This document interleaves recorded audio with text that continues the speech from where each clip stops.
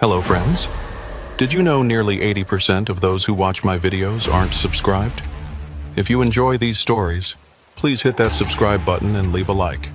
It really helps. Thank you for being here. By the way, where are you watching from? Let me know in the comments. My name is Earl Thompson, and I've been running freight across this great country for 22 years. Started when I was 24. Fresh out of the Army after serving 2 tours in Iraq as a logistics specialist, and figured driving truck would be a good way to see America while making decent money. Over 2 decades, I've hauled everything from auto parts to fresh produce, logged over 3.2 million safe miles, and thought I'd seen every weird thing the road could throw at me. I was wrong. This happened in late October 2023. And I still wake up some nights wondering if what I experienced was real, or if the isolation of night driving finally got to me. But the evidence suggests it was real. Too real. The FBI case file sitting in my glove compartment reminds me every day that sometimes the most dangerous criminals aren't the ones you expect to meet in dark alleys. They're the ones wearing business suits and carrying clipboards, speaking your language and knowing exactly which buttons to push to make an experienced driver ignore his instincts. I was running for Schneider National at the time, had been with them for 8 years after spending the previous 14 bouncing between smaller outfits trying to find the right fit. Schneider treated their drivers right. Good equipment, fair dispatch, steady miles that kept food on the table, and my mortgage paid, plus decent health benefits that mattered more as I got older. My regular rig was a 2020 Freightliner Cascadia with a 72-inch sleeper berth, Detroit DD15 engine pushing 505 horsepower, and about 340,000 miles on the odometer. She wasn't the prettiest truck on the road, painted in Schneider's standard orange and white livery, but she was reliable, comfortable, and I'd grown attached to her quirks over the years.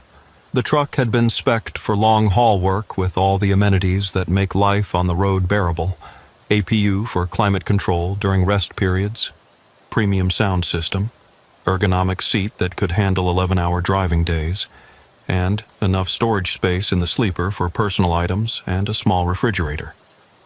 The Detroit engine was paired with a DT12 automated transmission that took some getting used to after years of driving stick, but it delivered excellent fuel economy and reduced driver fatigue on long pulls through mountain grades.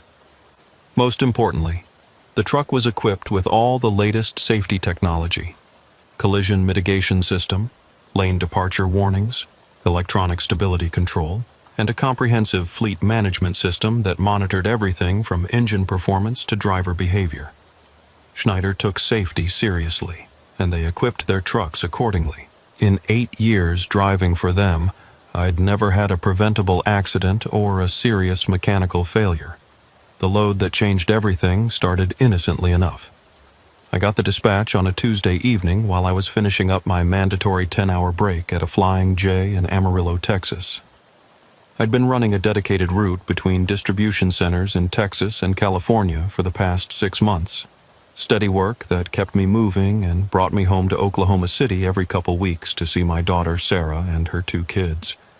The paperwork showed a pickup at Meridian Industrial Solutions in Little Rock, Arkansas, with delivery to Pacific Northwest Logistics in Portland, Oregon.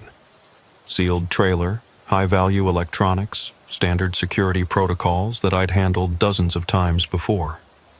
The commodity was listed as consumer electronics, smartphones, tablets, gaming devices, worth approximately $2.8 million, according to the declared value on the bill of lading.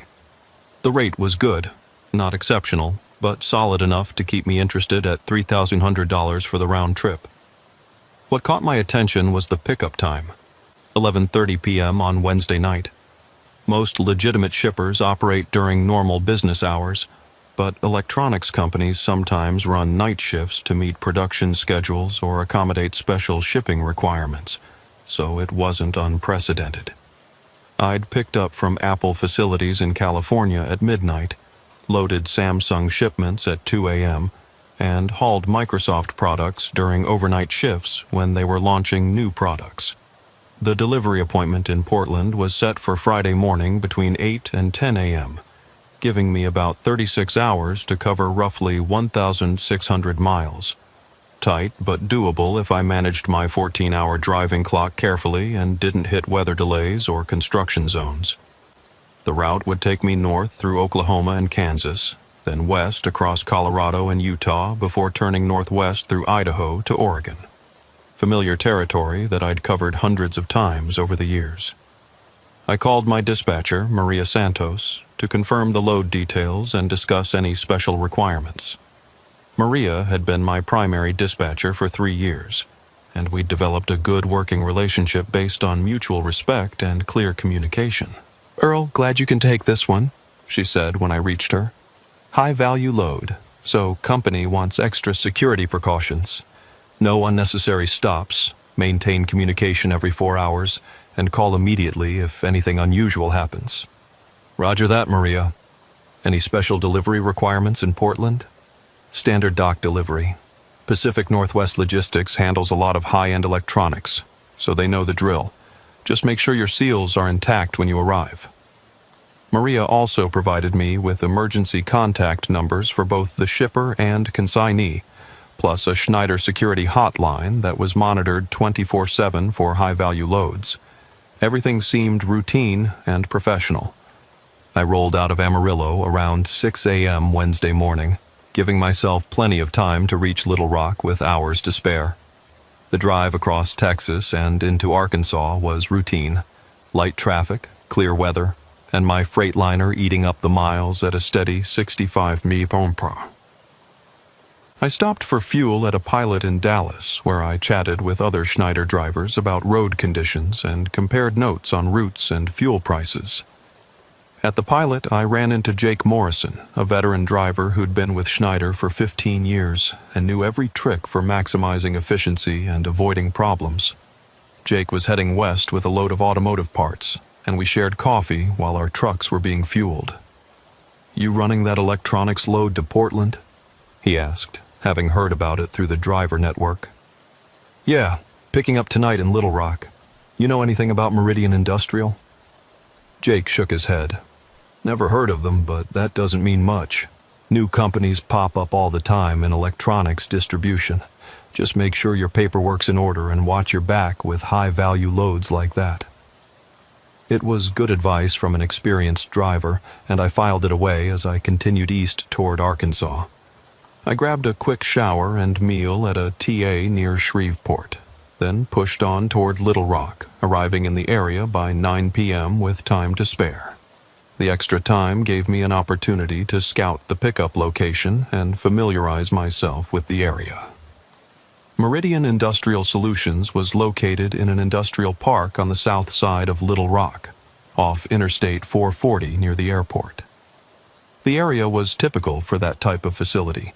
Warehouses, distribution centers, and manufacturing plants spread across several square miles of formerly rural land that had been developed over the past couple decades as Little Rock's economy diversified beyond government and agriculture. I drove through the industrial park to get a feel for the layout and traffic patterns. Most of the buildings were modern, utilitarian structures designed for efficiency rather than aesthetics. The roads were well maintained, with adequate turning radius for trucks and proper signage. Several other trucking companies were operating in the area, suggesting it was a legitimate freight hub. The Meridian facility itself was a large single-story building with multiple loading docks and a decent-sized parking area for trucks. Security lighting illuminated the property, and I could see several other trucks staged around the lot, suggesting this was a legitimate operation with regular freight volume. A chain-link fence with razor wire topped the perimeter, and a guard shack controlled access to the main gate. Everything looked professional and properly secured. I parked at a nearby truck stop to grab dinner and wait for my appointment time. The facility was a small independent operation called Razorback Travel Center. Clean, friendly, and popular with local drivers who knew the area. The restaurant served decent food at reasonable prices, and the staff was knowledgeable about local traffic patterns and shipping operations.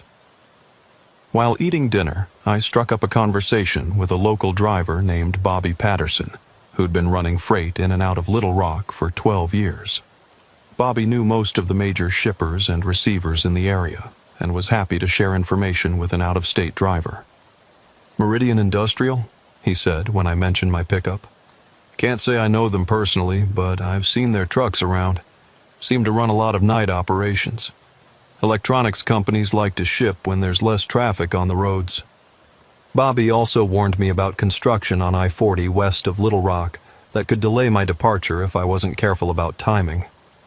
"They've got a lane restriction about 30 miles out that backs up traffic during shift changes. Try to clear the area before 6 a.m. or after 9 a.m. to avoid the worst of it." This kind of local knowledge was invaluable for maintaining schedule efficiency, and I made a note to factor the construction into my departure planning.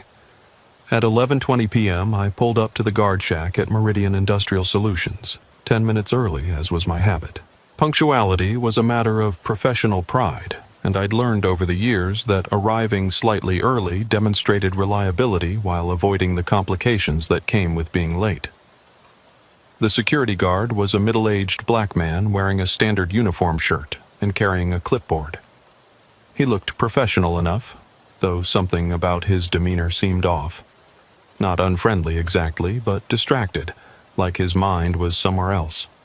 Most facility guards I'd encountered over the years were either chatty types who enjoyed talking with drivers, or strictly business types who processed paperwork efficiently and sent you on your way. This guard fell into neither category. "Earl Thompson with Schneider," I said, handing him my driver's license and the pickup paperwork. "Got an 11:30 appointment." He examined my documents more thoroughly than usual, checking something on his clipboard multiple times and comparing information that should have been straightforward. Most guards simply verify that the driver name matches the appointment list and wave trucks through. This guard was taking extra time and seemed to be consulting additional documentation. "First time picking up here?" he asked, still studying my paperwork. "Yes, sir. Usually run the West Coast routes, but they needed someone to cover this load." He nodded slowly, made a note on his clipboard, then handed everything back without making direct eye contact. "Dock 7, he said, pointing toward the building. "Follow the arrows to the back dock area. They're expecting you." I thanked him and drove through the gate, following a series of painted arrows on the asphalt toward the rear of the building. The loading dock area was well lit and professionally laid out with 10 numbered bays. Dock 7 was near the center, with a single trailer already backed up to the adjacent dock. As I maneuvered my rig into position, I noticed that despite the late hour, there was a fair amount of activity around the facility. Forklifts were moving freight between the docks and the warehouse. Workers in safety vests were directing traffic, and supervisors with clipboards were coordinating operations. The level of activity seemed consistent with a legitimate night shift operation, though I noticed that many of the workers appeared to be temporary or contract personnel rather than full-time employees.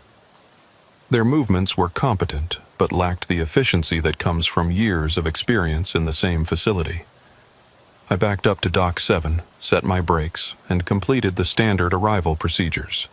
I checked my electronic logging device to record the arrival time, verified that my fuel levels were adequate for the trip to Portland, and performed a quick systems check to ensure my truck was ready for immediate departure once loading was complete. As I climbed down from my cab to meet the shipping personnel, I encountered my first real red flag. Instead of the clipboard-carrying dock supervisor I expected, I was met by a woman in her mid-30s wearing business attire, dress slacks, blazer, and heels that seemed impractical for a loading dock environment. "Mr. Thompson?" she asked, extending her hand with a professional smile. "I'm Sarah Martinez, logistics coordinator. Thank you for being punctual." Her handshake was firm and confident, but something about the whole interaction felt rehearsed. Most dock supervisors are working folks who've spent years in warehouses and distribution centers. They wear steel-toed boots, safety vests, hard hats, and have calloused hands from handling freight. They speak the language of logistics, weights, dimensions, handling requirements, and delivery schedules.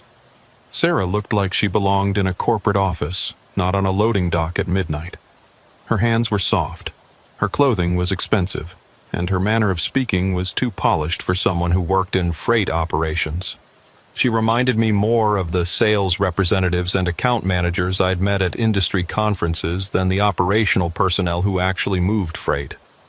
"No problem," I replied, trying to assess the situation. "What are we loading tonight?"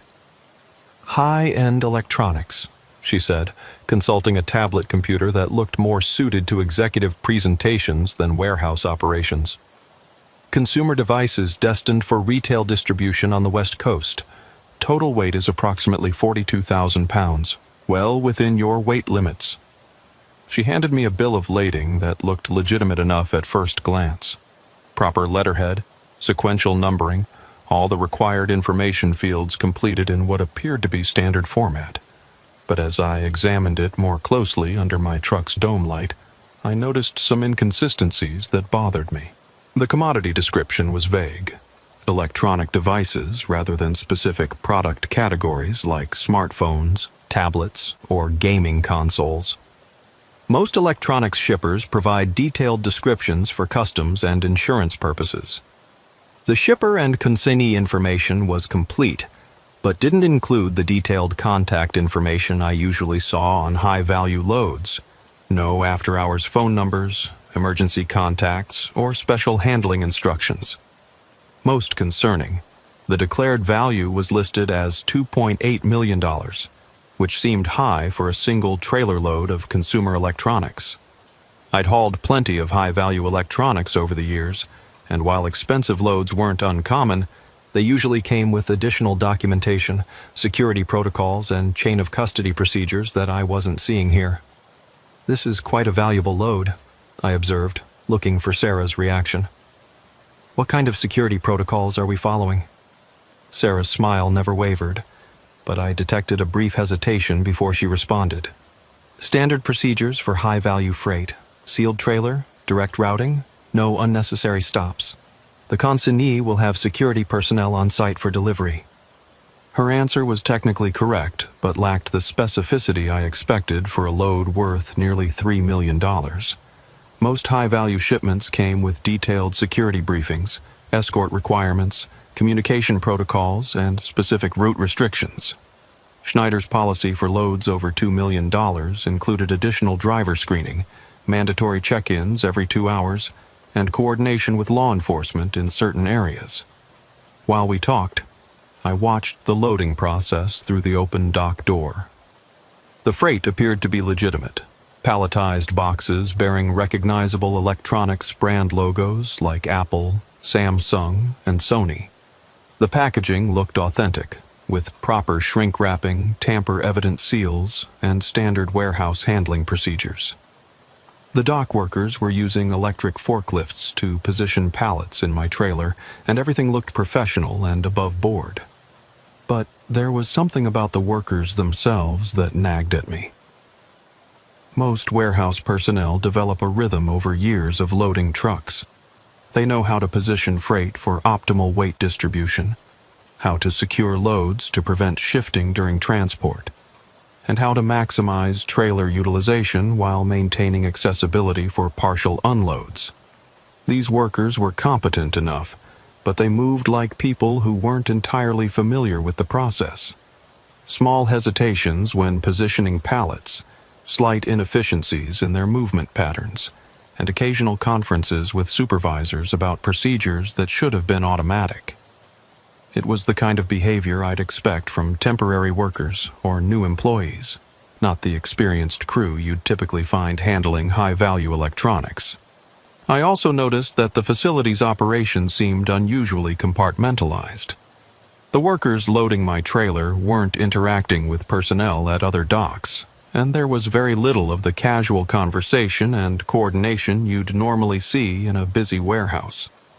Each team seemed focused solely on their assigned task, which created an atmosphere that felt more like a carefully orchestrated event then routine business operations.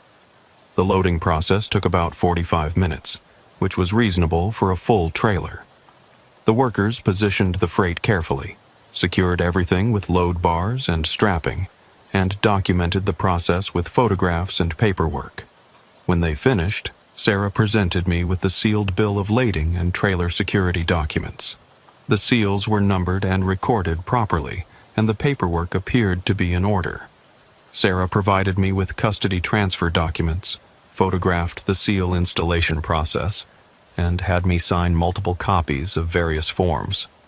The level of documentation was consistent with high-value freight procedures, though some of the forms looked slightly different from those I'd encountered with other electronics shippers. "The consignee will be expecting you Friday morning between 8 and 10 a.m., she said, handing me a business card with contact information. "Pacific Northwest Logistics on Swan Island in Portland. Do you have any questions about the delivery requirements?" I reviewed the delivery address and contact information. Pacific Northwest Logistics was a name I recognized, a legitimate freight forwarder that handled imported electronics and other consumer goods. The address on Swan Island was in the right area for that type of operation, in an industrial district near the Port of Portland where many logistics companies maintained facilities. "Looks straightforward," I said. "I'll plan to arrive around 9 a.m. Friday." Sarah nodded and wished me safe travels. But as I was preparing to leave, I noticed something that gave me pause. She was walking toward the administrative office area, but instead of entering the main building, she got into a car parked in the visitor lot and drove away. In 22 years of trucking, I'd never seen a logistics coordinator leave the facility immediately after dispatching a high-value load. Most companies require management personnel to remain on site until the truck clears the property and all security protocols are complete. They need to be available to handle last-minute issues, coordinate with security personnel, and ensure that proper documentation has been transmitted to the consignee. I filed that observation away and focused on getting back on the road. My delivery schedule required me to drive through the night to stay on track, and I needed to manage my 14-hour driving clock carefully to avoid violations. Electronic logging devices don't forgive scheduling mistakes, and a violation would trigger intervention from Schneider's safety department. I completed my pre-trip inspection, verified that my load was properly secured, and checked all my truck's systems one more time. The trailer seals were intact and properly recorded. My fuel levels were adequate for the first leg of the journey, and all my gauges showed normal readings. I pulled away from Dock 7, followed the arrows back to the main gate, and nodded to the security guard as I exited the facility. He raised his hand in acknowledgement, but again avoided eye contact. By midnight, I was westbound on Interstate 40, settling into the rhythm of night driving that had become second nature over 2 decades on the road. The highway was relatively quiet. Scattered cars, a few other trucks, and the occasional emergency vehicle. My Freightliner was running smoothly. The load was tracking properly with no unusual vibrations or handling issues, and all my gauges showed normal readings. Under ordinary circumstances, this would have been the kind of peaceful night drive that reminded me why I loved trucking. The freedom of the open road, the satisfaction of moving valuable freight safely and efficiently, and the quiet contemplation that comes with hours of uninterrupted driving through sleeping towns and empty countryside. But something felt wrong from the moment I left Little Rock. Nothing I could put my finger on initially, just a nagging sense that the pickup hadn't been as routine as it appeared. The more I thought about it, the more the small inconsistencies bothered me. Sarah's inappropriate attire for a loading dock environment, the workers who seemed unfamiliar with standard procedures, the logistics coordinator leaving immediately after dispatch. Individually, these details might be explained by circumstances I wasn't aware of, a new manager trying to make an impression, temporary workers covering for vacations, or personnel schedules I didn't understand. But collectively, they suggested something wasn't quite right. Around 1 a.m., while passing through Russellville, Arkansas, I decided to do some research. I pulled into a well-lit truck stop called the Ozark Travel Plaza, parked near the main building where there was good visibility and foot traffic, and used my smartphone to look up Meridian Industrial Solutions. Their website appeared professional enough at first glance, with standard corporate messaging about logistics services, customer satisfaction, and reliable freight solutions.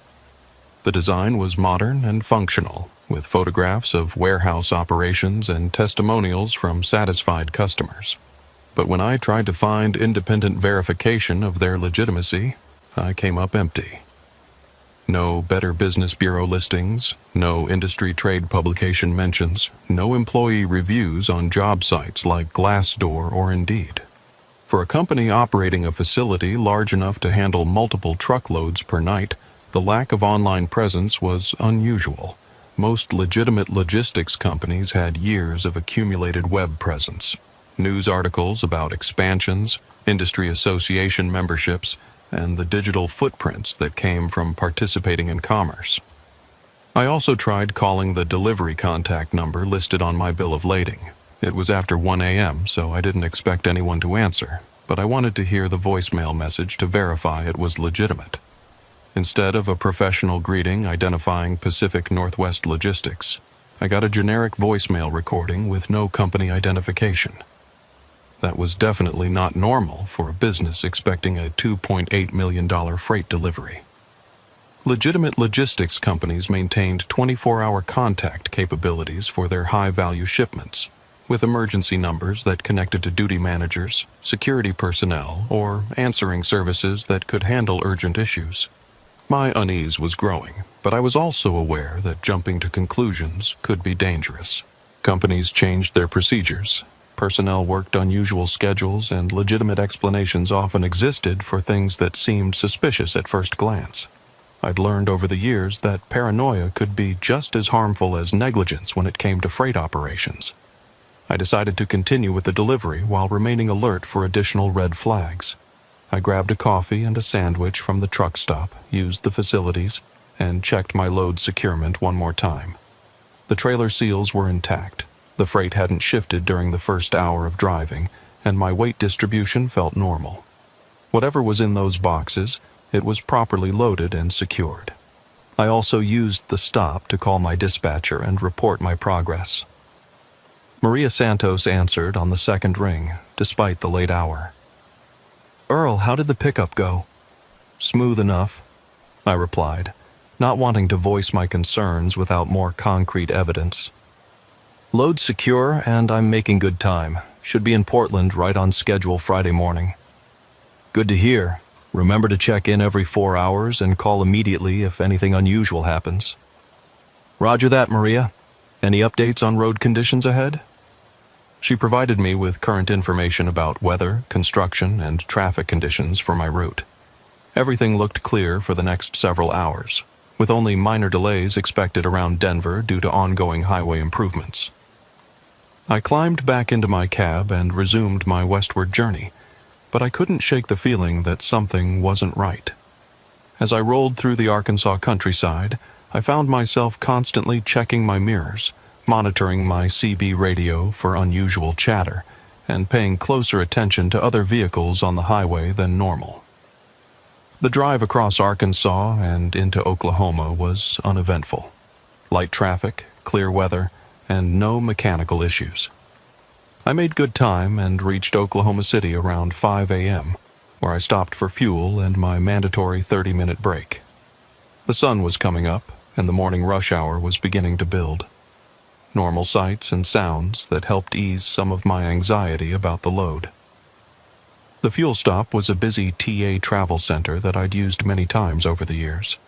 The facility was modern and well-maintained, with good security and plenty of activity even during early morning hours. I felt more comfortable there than I had at the smaller truck stop in Arkansas, surrounded by other drivers and normal trucking operations. But as I was completing my fuel purchase, something happened that reignited all my concerns. A man approached me at the fuel island, well-dressed, professional appearance, carrying what looked like a briefcase or laptop case. He appeared to be in his 40s, with short graying hair and the kind of confident demeanor that suggested management or executive experience.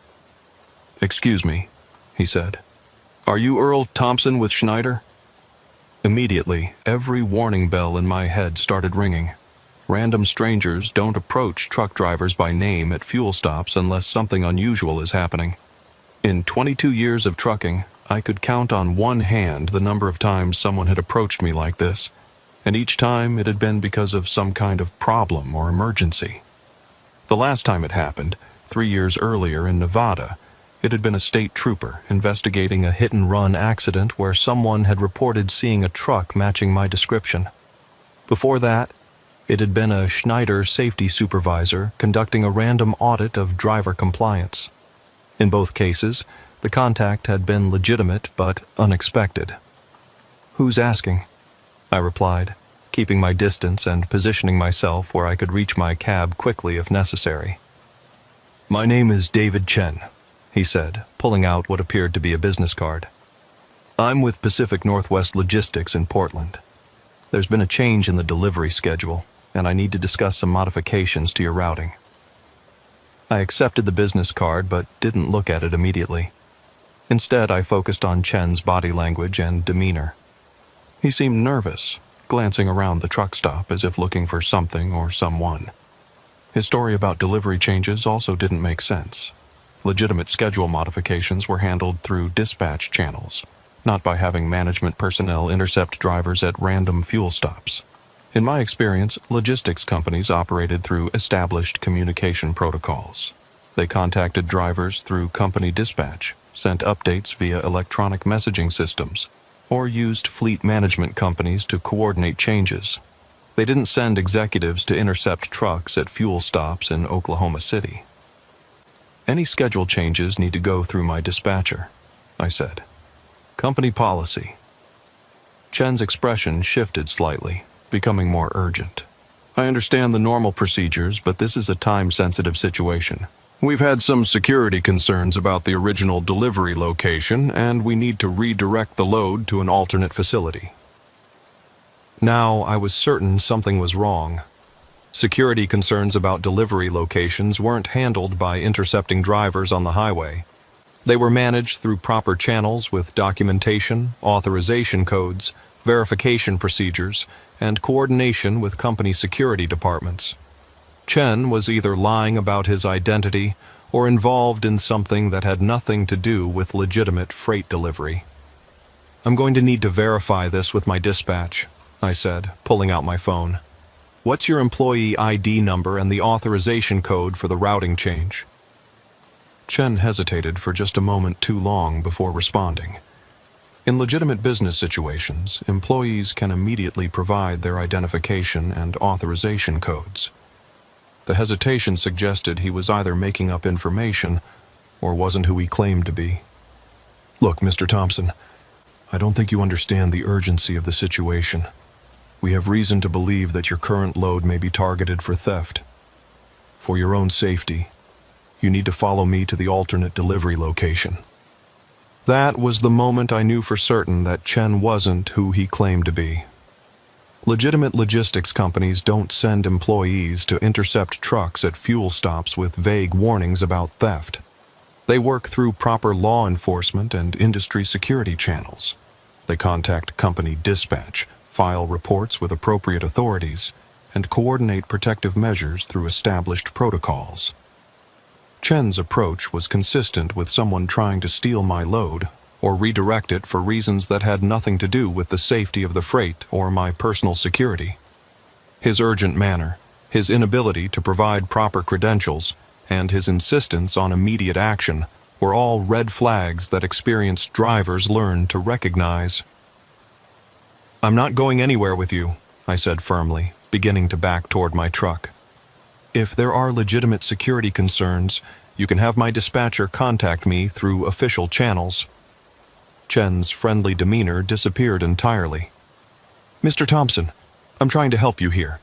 If you continue with the original delivery, you could be putting yourself in serious danger." I was already walking back toward my cab, keeping Chen in my peripheral vision while preparing to defend myself if necessary. "Then you can explain the danger to the police," I said, climbing into my truck and immediately locking the doors. Chen stood beside my fuel island for several seconds, apparently deciding on his next move. I started my engine and prepared to leave, but he was blocking my exit path. Finally, he stepped aside, but not before making a gesture toward someone I couldn't see in the direction of the truck stop building. As I pulled away from the fuel island, I noticed a dark sedan that had been parked near the truck stop restaurant suddenly started up and began following me toward the highway entrance. The timing was too coincidental to be accidental, and the sedan maintained a consistent distance behind my truck as I merged onto Interstate 40. I grabbed my CB radio and switched to Channel 19. Breaker 19, this is Schneider driver westbound on I-40 at the Flying J in Oklahoma City. Got a possible situation developing here. Anyone else monitoring this channel? The response was immediate. Go ahead, Schneider driver. This is Roadmaster in the blue Peterbilt. What's your situation? Just had someone approach me claiming to be from my consignee, wanting to redirect my load. Now I've got a car following me. Might be nothing, but it feels wrong. Copy that, Schneider. I'm about 2 miles behind you on I-40 westbound. What kind of car are we looking for? I described the sedan and its location relative to my truck. Roadmaster confirmed he could see both vehicles and would stay in the area in case I needed assistance. Having another professional driver aware of my situation made me feel more secure, but it didn't eliminate my concerns about what was happening. The sedan followed me for about 20 miles before exiting the highway at a location that didn't correspond to any obvious destination. I never saw Chen or his car again, but the encounter had confirmed my suspicions that something unusual was happening with this load. I immediately called my dispatcher to report the incident. Maria Santos listened carefully to my description of the encounter and assured me that she would investigate the legitimacy of Chen's claims. Earl, I need you to know that we haven't received any communications from Pacific Northwest Logistics about delivery changes or security concerns. If someone claiming to represent the consignee contacts you again, get their information but don't follow any instructions until we can verify their identity. This confirmation strengthened my suspicion that Chen had been attempting some kind of fraud or theft. Maria also provided me with additional security protocols for high-value loads, including specific procedures for verifying the identity of anyone claiming to represent the shipper or consignee. I continued west through Oklahoma and into Texas, maintaining regular contact with other drivers on the CB and staying alert for any additional signs of trouble. The landscape changed from the rolling hills of eastern Oklahoma to the flat plains of the Texas Panhandle, with wide open spaces that offered good visibility but few places to seek help if trouble developed. Around noon, I stopped for my mandatory 10-hour break at a truck stop in Amarillo, parking in a well-lit area near the main building where there was constant activity. The facility was a large pilot travel center with good security, plenty of other drivers, and 24-hour staffing that made me feel more secure than smaller, isolated stops. While I was settling into my sleeper berth, my phone rang. The caller ID showed a number I didn't recognize, but I answered anyway, thinking it might be dispatch with updated delivery information. Earl Thompson? The voice was male, professional sounding, but not familiar.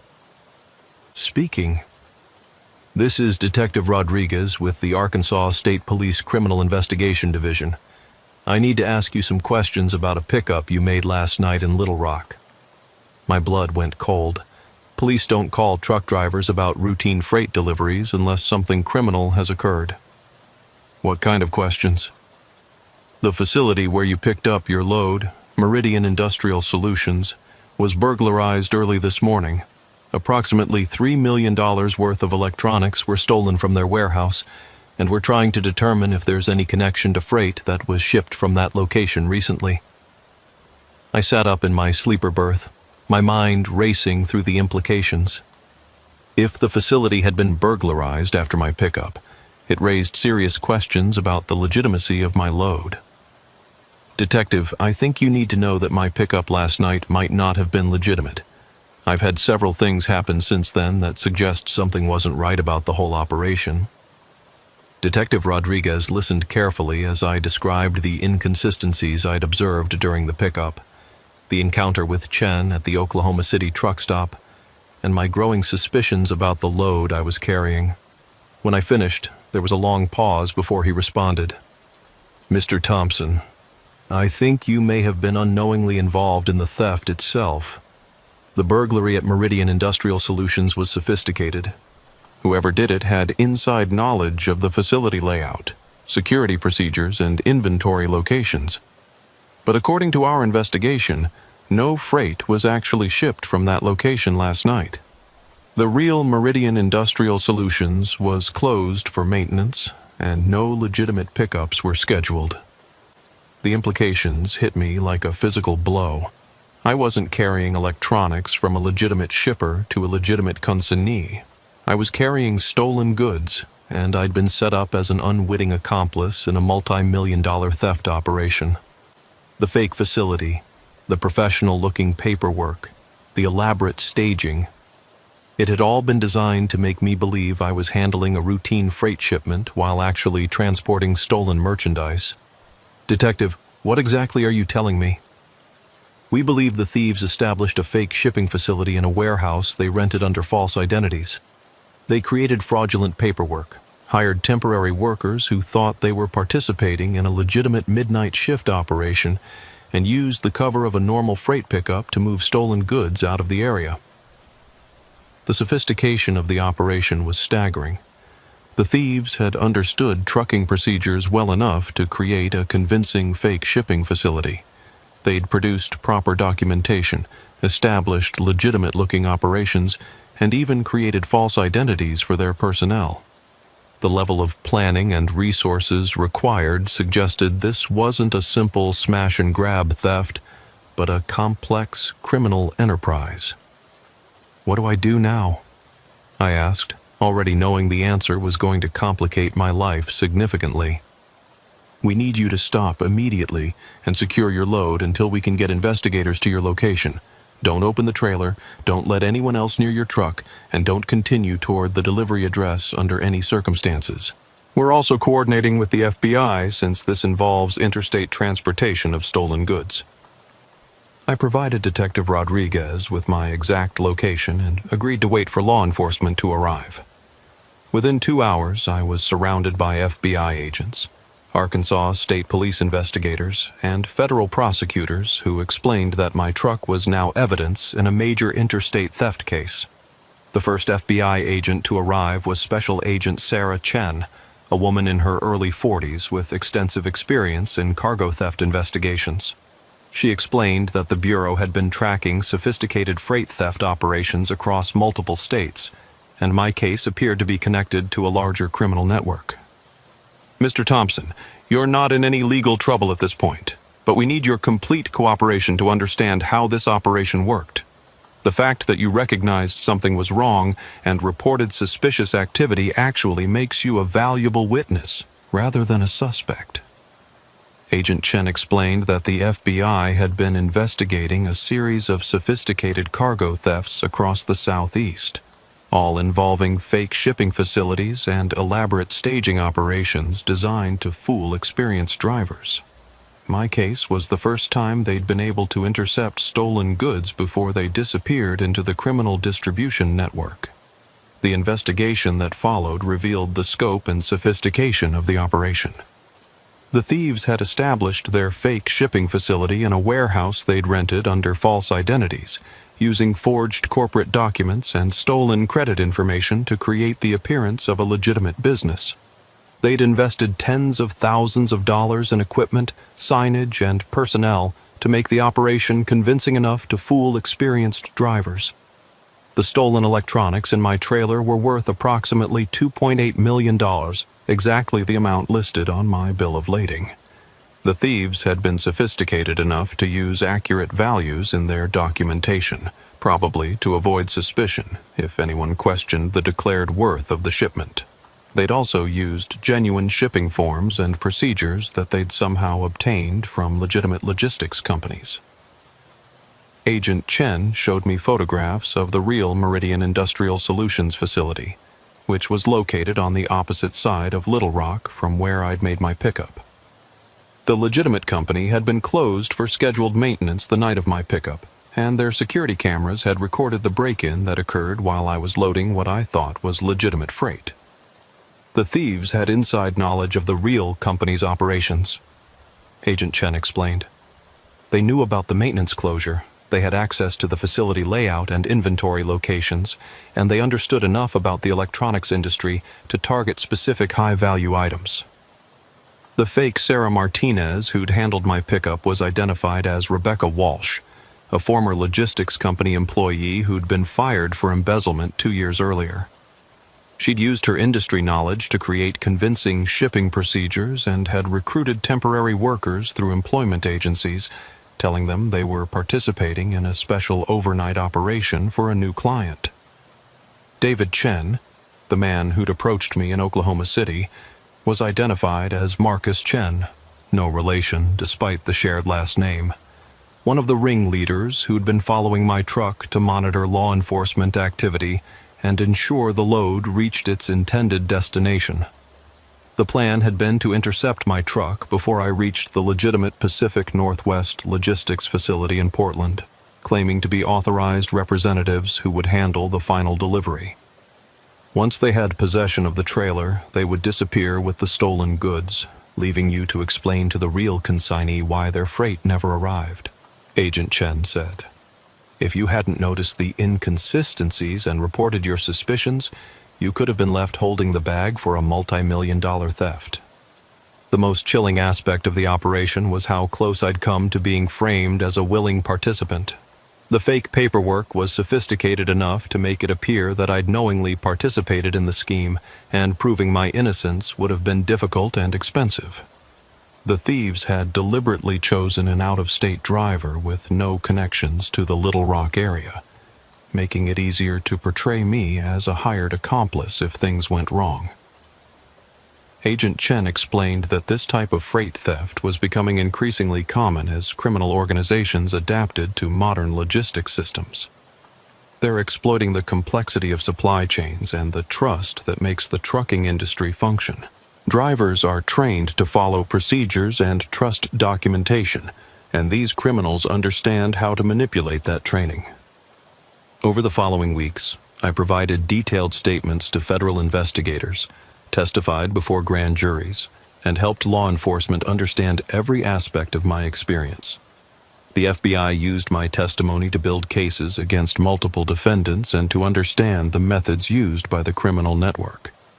The investigation revealed that this wasn't an isolated operation, but part of a larger criminal enterprise that had been operating across multiple states for over 2 years. The network included former trucking company employees, corrupt warehouse workers, identity theft specialists, and organized crime figures who specialized in moving stolen goods through legitimate commerce channels. The scope of the operation was staggering. Federal investigators eventually linked the network to more than $50 million in stolen freight, including electronics, pharmaceuticals, automotive parts, and consumer goods. They'd established fake shipping facilities in 6 different states, recruited dozens of unwitting drivers to transport stolen goods, and had developed sophisticated methods for creating fraudulent documentation. The criminal network had specifically targeted independent drivers and smaller trucking companies, believing they would be less likely to verify unusual pickup requirements or question suspicious circumstances. They'd studied the trucking industry extensively, learning standard procedures, communication protocols, and security measures so they could exploit them effectively. But what made the operation particularly insidious was their willingness to sacrifice innocent drivers to protect their criminal enterprise. Several drivers had been arrested and charged as accomplices before investigators realized they'd been deceived. Others had their careers destroyed by suspicion and investigation, even when no charges were filed. The personal cost to me was significant, even though I'd avoided criminal charges. My truck was impounded as evidence for 6 weeks, during which time I had no income and mounting bills. Schneider National was understanding about the circumstances, but my driving record now included an FBI investigation, which made some customers nervous about using my services. Insurance companies treated the incident as a security breach, which resulted in higher premiums for several years. Some shippers required additional background checks and security clearances before allowing me to handle their freight. The bureaucratic aftermath of being involved in a federal investigation lasted for months, with paperwork, depositions, and court appearances that disrupted my work schedule. More troubling was the psychological impact of realizing how easily I'd been manipulated. Despite 22 years of experience and a generally suspicious nature, I'd been drawn into a criminal operation by people who understood trucking well enough to exploit standard industry practices. The fake facility had been convincing enough to fool an experienced driver, and the documentation had been sophisticated enough to pass initial scrutiny. The experience forced me to question every aspect of how I approached freight handling. I started researching shippers and consignees before accepting loads, verifying contact information through independent sources, and maintaining detailed records of every interaction during pickup and delivery. I invested in additional security equipment for my truck and developed new procedures for handling unusual requests or circumstances. The trial process began 8 months after my initial pickup in Little Rock. Federal prosecutors had built cases against 17 defendants, including the fake Sarah Martinez, David Chen, and the mastermind behind the entire operation, a former trucking company executive named Robert Delano, who'd used his industry knowledge to identify vulnerabilities in freight security systems. During the trial, prosecutors revealed the full extent of the criminal network's operations. They'd recruited corrupt employees at legitimate trucking companies who provided inside information about high-value loads.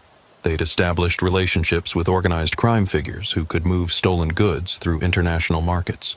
They'd even corrupted law enforcement personnel who provided advance warning of investigations. The fake facility where I'd made my pickup was just one of several operations the network maintained across the Southeast. They'd developed a sophisticated business model that allowed them to steal millions of dollars worth of freight while maintaining the appearance of legitimate commerce. Their success had attracted the attention of international criminal organizations interested in expanding into the American freight industry. Delano himself was a particularly troubling figure.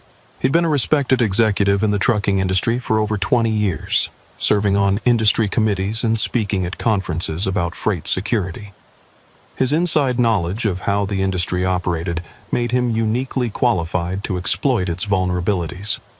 He'd used his legitimate business connections to gather intelligence about high-value shipments and had recruited former colleagues who provided ongoing access to shipping schedules and routes. The testimony revealed that my case had been specifically targeted because of the timing and value of the electronics shipment. The network had been monitoring shipping manifests from electronics manufacturers, looking for high-value loads that could be intercepted without triggering immediate investigation. They'd chosen my route because it crossed multiple state lines, which would complicate law enforcement coordination and provide more time to move stolen goods before anyone realized what had happened. The defense attorneys argued that their clients had been involved in a legitimate business operation and that any theft had been committed by unknown third parties. They claimed that the temporary workers at the fake facility had been deceived along with the drivers, and that the apparent criminal activity was actually a complex insurance fraud scheme designed to blame innocent people for corporate losses. But the prosecution had overwhelming evidence of criminal intent. Recorded phone conversations revealed detailed planning of the theft operation. Financial records showed payments to corrupt employees and equipment purchases for the fake facility. Surveillance footage captured the defendants coordinating the theft from the legitimate Meridian Industrial Solutions warehouse. Most damaging was evidence that the network had been planning to frame drivers like me if their operations were discovered. They'd developed contingency plans that would make unwitting drivers appear to be willing accomplices, including false documentation that suggested drivers had been paid for their participation in the scheme. The trial lasted 6 weeks, with testimony from dozens of witnesses, including drivers, law enforcement officers, industry experts, and members of the criminal network who'd agreed to cooperate with prosecutors. I testified for 2 days about my experience, describing every detail of the pickup process and the subsequent investigation.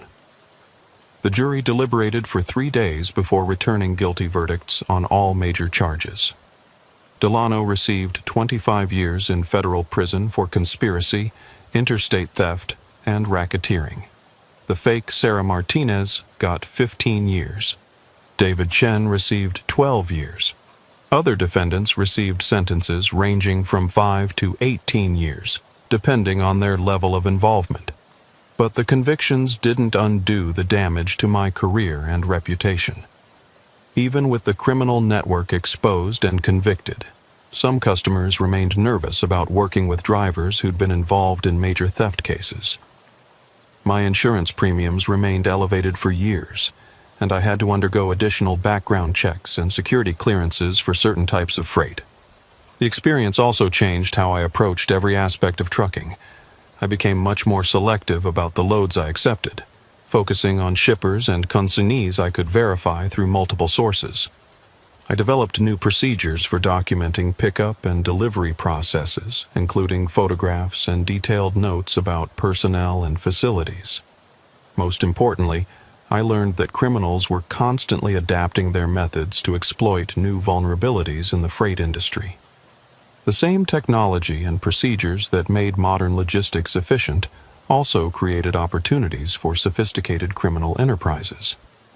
Electronic documentation, streamlined pickup procedures, and reduced human verification made it easier for criminals to insert fraudulent shipments into legitimate freight networks. The FBI used my case to develop new training materials for drivers and dispatchers, highlighting the warning signs of fraudulent shipping operations. Several industry associations incorporated elements of my experience into their security awareness programs.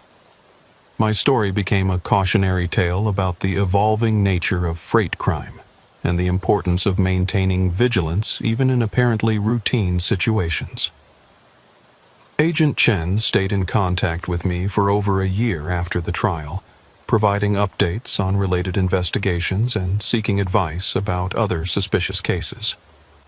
She told me that the network we'd exposed had been connected to international criminal organizations and that the investigation had led to additional arrests in Europe and Asia.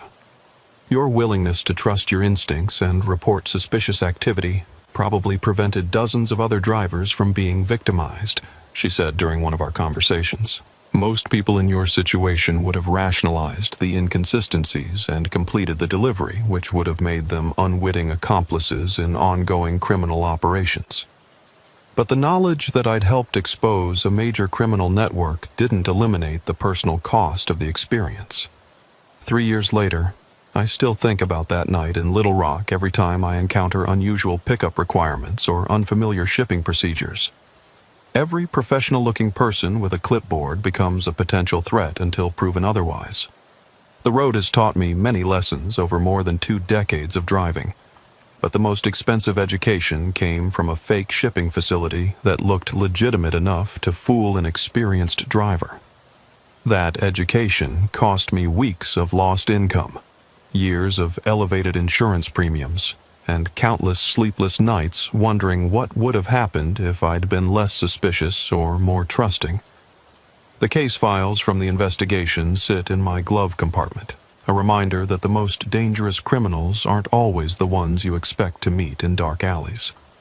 Sometimes they're wearing business suits and carrying clipboards, speaking your language and knowing exactly which procedures to follow to gain your trust.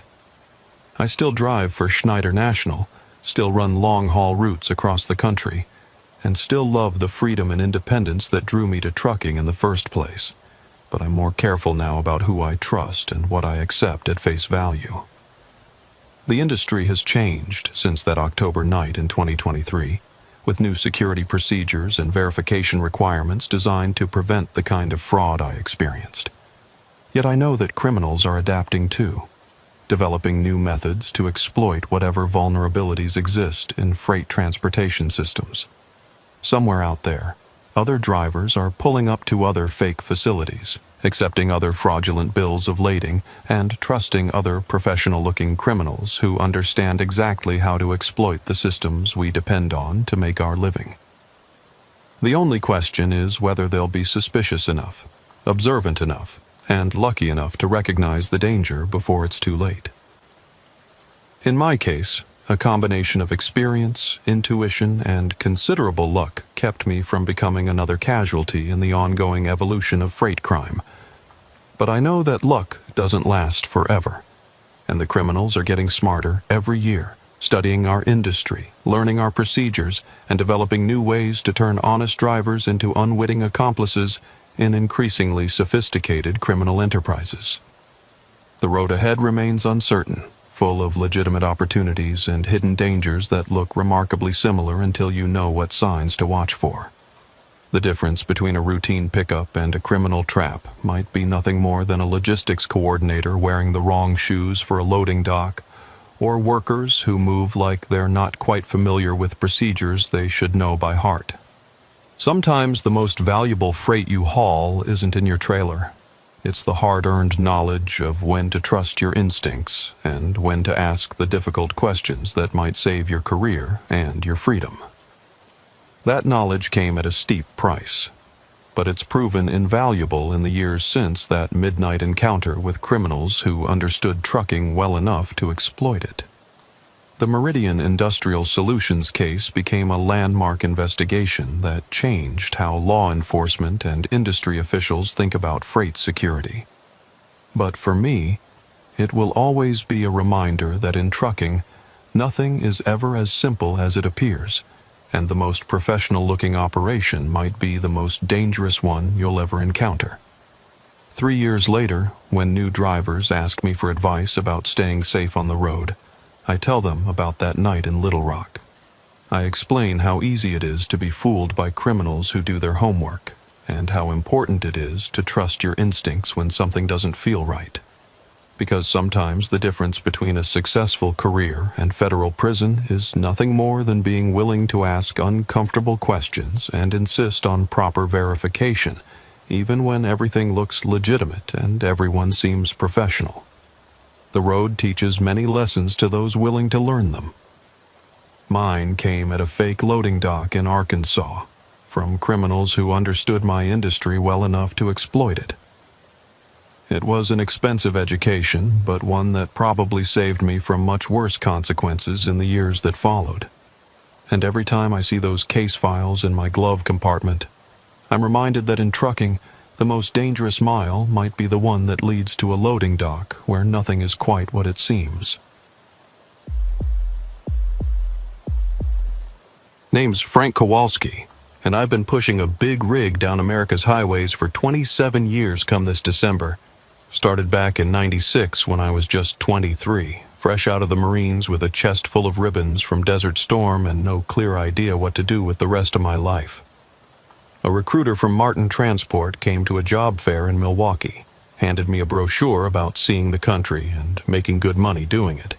And 3 weeks later, I was in CDL school in Green Bay learning how to double-clutch a 13-speed transmission. 27 years later, I'm still out here, though I've been an owner-operator for the last 15 years.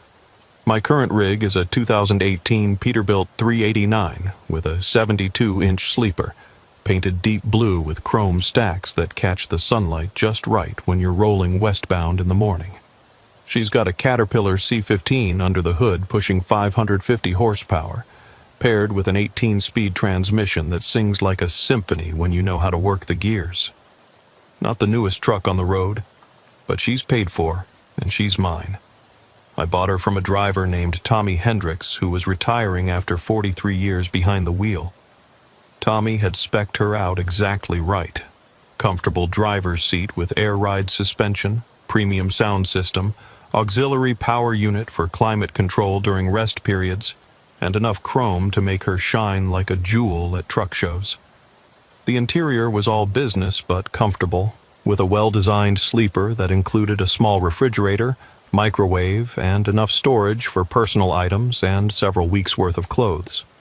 The truck came with a spotless maintenance record, and all the upgrades that matter for long-haul work. Low rolling resistance tires for fuel economy, advanced GPS system with truck-specific routing, electronic logging device that interfaced seamlessly with my dispatch software, and a CB radio setup that could reach halfway across the country on a clear night. Tommy had treated her like family, and she showed it in every detail. When I first climbed into her cab 3 years ago, I knew I'd found my permanent ride. The seat adjusted perfectly to my 6'2" frame. The controls fell naturally under my hands, and the engine responded to throttle input like she was reading my mind. After driving company trucks for most of my career, owning this Peterbilt felt like the culmination of everything I'd worked toward since leaving the military. The military experience had prepared me well for trucking, though I didn't realize it at the time. In the Army, I'd been a logistics specialist, coordinating supply convoys between forward operating bases in Saudi Arabia and Kuwait during Desert Storm. The discipline, attention to detail, and ability to handle stress that the military had drilled into me translated perfectly to long-haul trucking. I understood the importance of maintaining equipment, following procedures, and staying alert during long hours of monotonous operation. After my discharge in 1995, I'd bounced around several different jobs, trying to find something that felt right. Construction work was too seasonal, factory jobs were mind-numbing, and office work made me feel trapped. When the Martin recruiter explained that trucking would let me see the country while earning good money, it sounded like the perfect solution for a restless ex-soldier who wasn't ready to settle down. My first years with Martin had been a revelation. The freedom of the open road, the satisfaction of moving important freight safely and efficiently, and the camaraderie among professional drivers created a sense of purpose I hadn't felt since leaving the military. I learned the geography of America from the driver's seat, memorizing routes and landmarks from coast to coast, developing the kind of road knowledge that only comes from thousands of hours behind the wheel. I'd run every type of freight imaginable over the years. Refrigerated food products that required precise temperature control, hazardous materials that demanded special handling and routing, oversized loads that challenged every aspect of driving skill, and high-value electronics that came with armed escorts and satellite tracking. Each type of freight taught me something new about the trucking industry and the vital role drivers played in keeping America's economy moving. But my favorite loads were always the long hauls across the heartland, grain from Kansas wheat fields to processing plants in Texas, manufactured goods from Midwest factories to distribution centers on the coasts, and raw materials that formed the backbone of American industry. These runs took me through small towns and rural areas where trucking was still respected as an honorable profession, where people understood that everything in their stores had arrived on a truck driven by someone like me. What I'm about to tell you happened in February 2024 during what should have been a routine run from Chicago to Phoenix. I'd been hauling a load of agricultural equipment, plows, cultivators, irrigation components, and specialty farming tools destined for farms and equipment dealers throughout the Southwest. The freight was properly secured and well-balanced, with a total weight of 47,000 pounds that put me comfortably under the 80,000-pound gross vehicle weight limit. The shipper had been Johnson Agricultural Equipment, a family-owned business on the south side of Chicago that I'd worked with many times over the years. They manufactured and distributed farming equipment throughout the Midwest and Southwest, and they'd been a reliable source of freight for independent drivers like me, who could provide personalized service and flexible scheduling. Bob Johnson, the company's dispatch manager, had briefed me personally on the load requirements. "Frank, this is specialty equipment heading to 6 different stops between Oklahoma City and Phoenix. The farmers are depending on this gear for spring planting, so timing is critical." The delivery schedule was ambitious but manageable. Oklahoma City on Wednesday, 2 stops in Texas on Thursday, New Mexico on Friday, and Phoenix on Saturday morning.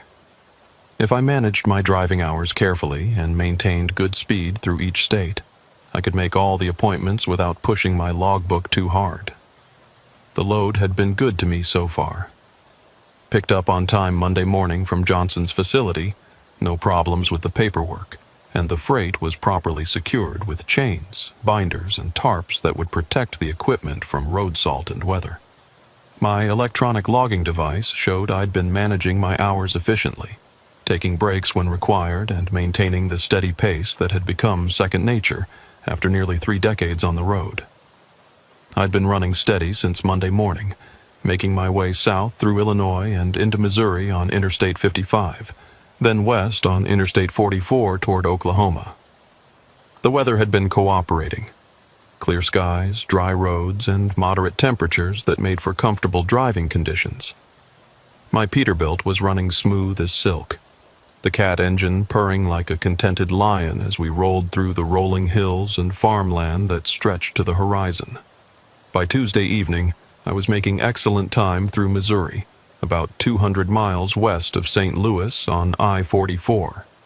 The landscape was classic Midwest farmland, endless fields of corn stubble and wheat shoots, scattered farmhouses with warm lights in the windows, and small towns built around grain elevators and railroad crossings. This was the America I'd fallen in love with during my early years of trucking, the heartland that reminded me why I'd chosen this profession. The traffic was light for a Tuesday evening, mostly local cars and a scattered handful of other trucks running their own routes toward destinations across the Southwest. I'd passed a few other drivers during the day, exchanging brief waves or CB conversations about road conditions and fuel prices. The trucking community remained strong despite all the changes the industry had undergone, and there was still satisfaction in being part of that community. This was the kind of peaceful night driving that reminded me why I'd stayed in trucking for nearly 3 decades. No traffic jams, no construction delays, no dispatchers breathing down my neck about delivery times. Just the steady rhythm of diesel engine and road noise, the gentle sway of the cab as we rolled over the expansion joints, and the endless ribbon of white lines disappearing under my headlights like a meditation on motion and purpose. The CB radio had been providing its usual soundtrack of professional chatter throughout the evening. Channel 19 carried the voices of drivers sharing information about road conditions, fuel prices, construction zones, and the general gossip that helped pass the time during long hauls. The conversation had been typical for a Tuesday night in February. Light traffic reports, warnings about black ice in the Ozark Mountains, discussions about the best truck stops for showers and food, and the friendly banter that connected drivers across hundreds of miles of highway. I'd been monitoring the radio passively, occasionally contributing information about conditions I'd observed or responding to specific questions from other drivers. The CB remained an essential tool for professional drivers, providing real-time information about hazards, traffic, and road conditions that wasn't available through any other source. Despite the proliferation of smartphones and GPS systems, nothing replaced the immediate local knowledge shared by drivers who were actually traveling the roads. Around 11:30 p.m., somewhere between Lebanon and Springfield, Missouri, I heard a transmission that caught my attention. The voice was clear and strong, cutting through the static with the professional tone of an experienced driver who knew how to use his radio effectively. Breaker 19, this is Iron Horse westbound on 4-4 at the 1:40 marker. Looking for a southbound report on conditions down toward Arkansas. Anyone got ears on? The transmission had the crisp clarity and proper protocol that marked an experienced professional. The driver identified himself with a clear handle, provided his location and direction of travel, and asked a specific question about road conditions ahead. It was exactly the kind of CB communication that made the highway community function effectively. I keyed my microphone to respond, following the same professional standards I'd maintained throughout my career. Iron Horse, this is Blue Pete westbound, about 20 miles ahead of you. Roads are clear and dry, light traffic, temperature holding steady around 38 degrees. No problems to report on your southbound routing. Much appreciated, Blue Pete. How's the fuel situation down in Springfield? Need to top off before I hit the long stretch through Oklahoma. Pilot on the south side's got competitive prices, I replied, recalling my own fuel stop earlier in the evening. Clean facility, good fuel, easy truck access. I stopped there myself about 2 hours ago. Diesel was running about 15 cents under the national average. Thanks for the heads up, Blue Pete. Safe travels out there. Same to you, Iron Horse. Keep the shiny side up. It was a standard CB exchange between professional drivers, the kind of helpful interaction that happened thousands of times a day across the highway system. Nothing unusual about the conversation except that the voice had a quality that seemed somehow familiar, though I couldn't place where I might have heard it before. The radio handle Iron Horse wasn't one I recognized, but with thousands of drivers using Channel 19 across the country, that wasn't particularly significant. The voice had the distinctive cadence and terminology of a career trucker, someone who'd spent years on the road and knew the language and customs of the profession. There were subtle indicators in how he structured his transmissions, his choice of words, and his radio etiquette that marked him as an experienced driver rather than a newcomer or casual CB user.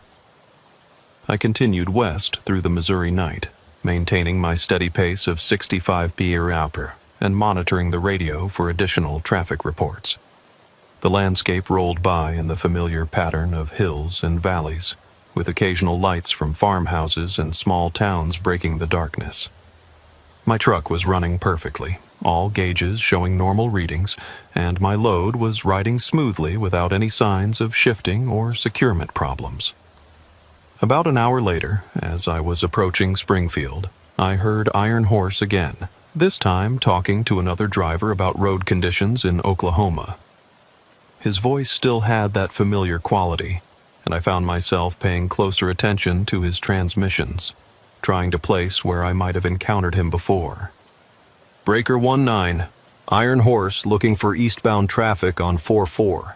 Need a report on conditions around Tulsa and Oklahoma City. Anyone been through there recently? An eastbound driver responded with current information about construction zones and traffic patterns around the Oklahoma metropolitan area. Iron Horse thanked him professionally and signed off, but something about his transmission style bothered me. The way he phrased his questions, his knowledge of the routes, even his radio etiquette. It all seemed exactly like conversations I'd had with drivers I'd known for years, yet I couldn't identify him specifically. The familiarity was nagging at me, like trying to remember a name that was right on the tip of my tongue. Iron Horse's voice had the distinctive characteristics of someone I'd talked with before, but I couldn't recall the circumstances or time frame of our previous contact. I decided to try to establish more direct contact and see if Iron Horse was someone I'd worked with or met during my years on the road. The trucking community was large but surprisingly interconnected, especially among drivers who'd been running the same routes for decades. It wasn't uncommon to encounter the same drivers repeatedly over the years, developing professional relationships and friendships based on shared routes and mutual respect. Iron Horse, this is Blue Pete. That voice sounds familiar to me. Have we talked before? I've been running these routes for about 15 years as an owner-operator, plus another 12 years driving company trucks. The response came back immediately, with the same professional tone and slight familiarity that had caught my attention. Blue Pete, could very well be. I've been out here a long time myself, running a lot of freight between the Midwest and Southwest. You sound familiar to me too? What kind of rig you pushing these days? 2018 Pete 389, blue paint with chrome stacks, Cat C15 under the hood. Bought her from a retiring driver about 3 years ago. How about you? Kenworth 900, red and black paint scheme, Cummins ISX power. Been running her for about 8 years now. Nice truck, but not as pretty as those Pete's. We continued chatting as we rolled through the Missouri countryside, sharing stories about routes, truck stops, equipment preferences, and the changes we'd seen in the industry over the years. Iron Horse's knowledge was extensive and detailed, offering specific information about fuel stops, way stations, construction zones, and shortcuts that only came from years of experience running these highways regularly. His knowledge of trucking operations was impressive and authentic. He spoke knowledgeably about different engine configurations, transmission options, and equipment specifications.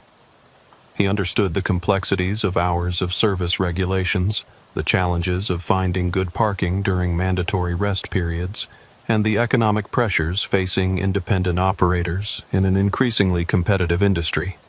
But as our conversation continued, I started noticing details that didn't quite align with current conditions. Iron Horse mentioned planning to stop at Murphy's Truck Plaza outside Joplin for fuel and a meal, describing it as one of his regular stops on this route. He praised their fuel prices, clean showers, and the quality of food in their restaurant. The problem was that Murphy's Truck Plaza had been closed for about 3 years. The facility had been demolished to make way for a shopping center development, and the truck stop that had served drivers for over 2 decades no longer existed. Any driver who regularly ran this route would have known about the closure, especially someone who claimed it as a regular stop. When I mentioned the closure, Iron Horse seemed genuinely surprised. "Is that right? Damn, I hate to hear that. Murphy's was one of the good ones. Clean facility, friendly staff, reasonable prices. Had some of the best coffee on this stretch of highway." His reaction seemed authentic, but the surprise suggested he hadn't been on this route recently enough to know about a closure that had happened several years ago. That was unusual for a driver who claimed to run regular freight between the Midwest and Southwest. I started paying closer attention to our conversation, listening for other details that might seem inconsistent with current conditions. Over the next hour, as we both continued west through Missouri and into Oklahoma, Iron Horse made several more references to facilities, routes, and conditions that no longer existed or had been significantly changed. He talked about construction projects on I-44 near Rolla that had been completed 2 years ago, referring to them as ongoing traffic problems. He mentioned fuel prices that were substantially lower than current rates, discussing strategies for finding cheap diesel that would have been relevant several years ago but not in the current market. Most concerning were his references to specific accidents and incidents that had occurred on these routes. He warned me about a dangerous curve near the Oklahoma border where a driver had rolled his rig last winter, providing detailed information about the location, road conditions, and circumstances of the accident. When I later checked my mental database of incidents I'd heard about through the driver network, I found that such an accident had indeed occurred, but it had happened 4 years ago, not the previous winter. The details Iron Horse provided were accurate, but his timeline was significantly off. Despite these inconsistencies, Iron Horse's knowledge of trucking procedures and industry details was impeccable. He spoke the language of professional drivers fluently, understood the technical aspects of equipment maintenance and operation, and demonstrated the kind of road wisdom that only came from decades of experience. His radio etiquette was perfect. His route knowledge was extensive, and his manner of speaking had the authentic cadence of a career trucker. The contradictions were puzzling rather than alarming. Many drivers had stories about routes and facilities from years past, and it wasn't uncommon for details to become confused over time. Truck stops changed ownership, construction projects came and went, and the specific details of accidents and incidents could blur together in memory after years of hearing similar stories. Around 1:30 a.m., as I was approaching Tulsa, Oklahoma, Iron Horse made a transmission that fundamentally changed the nature of our conversation and introduced a personal element that made me more invested in our interaction. "Blue Pete, I've been thinking about our chat tonight, and I want to ask you something personal if you don't mind. You mentioned running these routes for 27 years total. What year did you start driving truck?" 1996, I replied, comfortable sharing basic career information with a fellow professional. "Started with Martin Transport right out of the Marines. Been a good career. Seen a lot of changes in the industry. Military background, huh? What branch? Army. Did my time during Desert Storm logistics specialist. Seemed like a natural transition to civilian trucking. No kidding. I was there myself. 2nd Armored Division, Transportation Corps. Spent most of my deployment running supply convoys between bases and forward positions. The conversation had taken a personal turn that made me much more comfortable with Iron Horse. Military veterans often gravitated toward trucking after their service, finding familiar elements in the discipline, responsibility, and mission-oriented nature of professional driving. Shared military experience created an immediate bond that transcended the usual barriers between strangers on the CB radio. "What unit were you with?" I asked, genuinely interested in learning more about a fellow veteran who'd followed a similar career path. Transportation Corps, attached to various units as needed for convoy operations. Spent a lot of time moving supplies and equipment through some pretty hairy territory. Good training for civilian trucking. Learned how to handle heavy vehicles, maintain equipment under tough conditions, and stay alert during long hours of operation. We talked for another 30 minutes about our military experiences, finding common ground in shared memories of desert operations, convoy procedures, and the challenges of transitioning to civilian life. Iron Horse's knowledge of military logistics was detailed and accurate, reinforcing his credibility as a fellow veteran and experienced driver. His military stories had the ring of authenticity that came from personal experience rather than second-hand accounts. He understood the specific challenges of desert convoy operations, the importance of vehicle maintenance in harsh conditions, and the psychological demands of operating heavy equipment in potentially dangerous situations. The military connection also explained some of the familiarity I'd felt with his voice and communication style. Veterans often carried distinctive patterns of speech and radio discipline from their service, and those patterns remained recognizable years later when encountered in civilian contexts. But then Iron Horse said something that made my blood run cold and introduced an element of confusion that would dominate the rest of our conversation. "Blue Pete, I've got to ask you about something that's been bothering me. You mentioned running a Pete 389, blue paint, CAD engine. That's a nice rig. Sounds like a truck a professional would choose. But I have to ask, what happened to your old truck?" The question caught me completely off guard.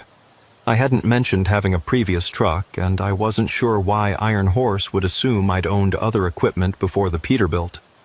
Most drivers were proud of their rigs and would naturally mention their history if they'd owned multiple trucks. "I've only owned this one truck," I said, genuinely confused by his assumption. Before I went owner-operator, I drove company equipment for Martin Transport and a couple other carriers. This Pete is my first and only personal truck. There was a long pause before Iron Horse responded, and when he did, his voice had taken on a puzzled quality that suggested he was processing information that didn't match his expectations. "That's strange, Frank. I could have sworn you told me about a previous rig, maybe a different Peterbilt or a Kenworth. Blue truck, similar configuration. Maybe I'm thinking of someone else." The use of my first name stopped me cold. I hadn't told Iron Horse my name was Frank. I'd been using my CB handle Blue Pete throughout our conversation, and while some drivers used their real names on the radio, I'd made a point of maintaining the informal anonymity that was traditional for CB communication. "Iron Horse, I never told you my name was Frank. How do you know that?" Another pause, longer this time, filled with static and the distant hum of highway noise. When Iron Horse finally responded, his voice had changed subtly, becoming more distant and somehow less substantial, as if he was broadcasting from much farther away than our parallel routes would suggest. "Sorry about that, Blue Pete. Must have confused you with another driver. You know how it is out here. Talked to so many people over the years, sometimes the details get mixed up. But I knew I hadn't mentioned my name, and the mistake bothered me more than it should have. Professional drivers were usually careful about personal information, especially when talking to strangers on open radio channels. The casual use of my first name suggested either a level of familiarity that we hadn't established, or access to information that I hadn't provided. I tried to let it go and resume our previous conversation, but the name issue had created an undercurrent of unease that colored everything else Iron Horse said. I found myself analyzing his words more carefully, looking for additional inconsistencies or details that didn't match the normal patterns of CB communication. As I rolled through Tulsa and continued west toward Oklahoma City, our conversation gradually resumed its earlier rhythm. Iron Horse provided route information, warned me about construction zones on the western outskirts of Oklahoma City, and shared observations about changes in the trucking industry over the past decade. But I remained alert for additional slips or references that might reveal how he knew more about me than our conversation had established. The construction warning he provided was accurate and helpful. As I approached the Oklahoma City metropolitan area, I encountered exactly the lane restrictions and reduced speed zones that Iron Horse had described.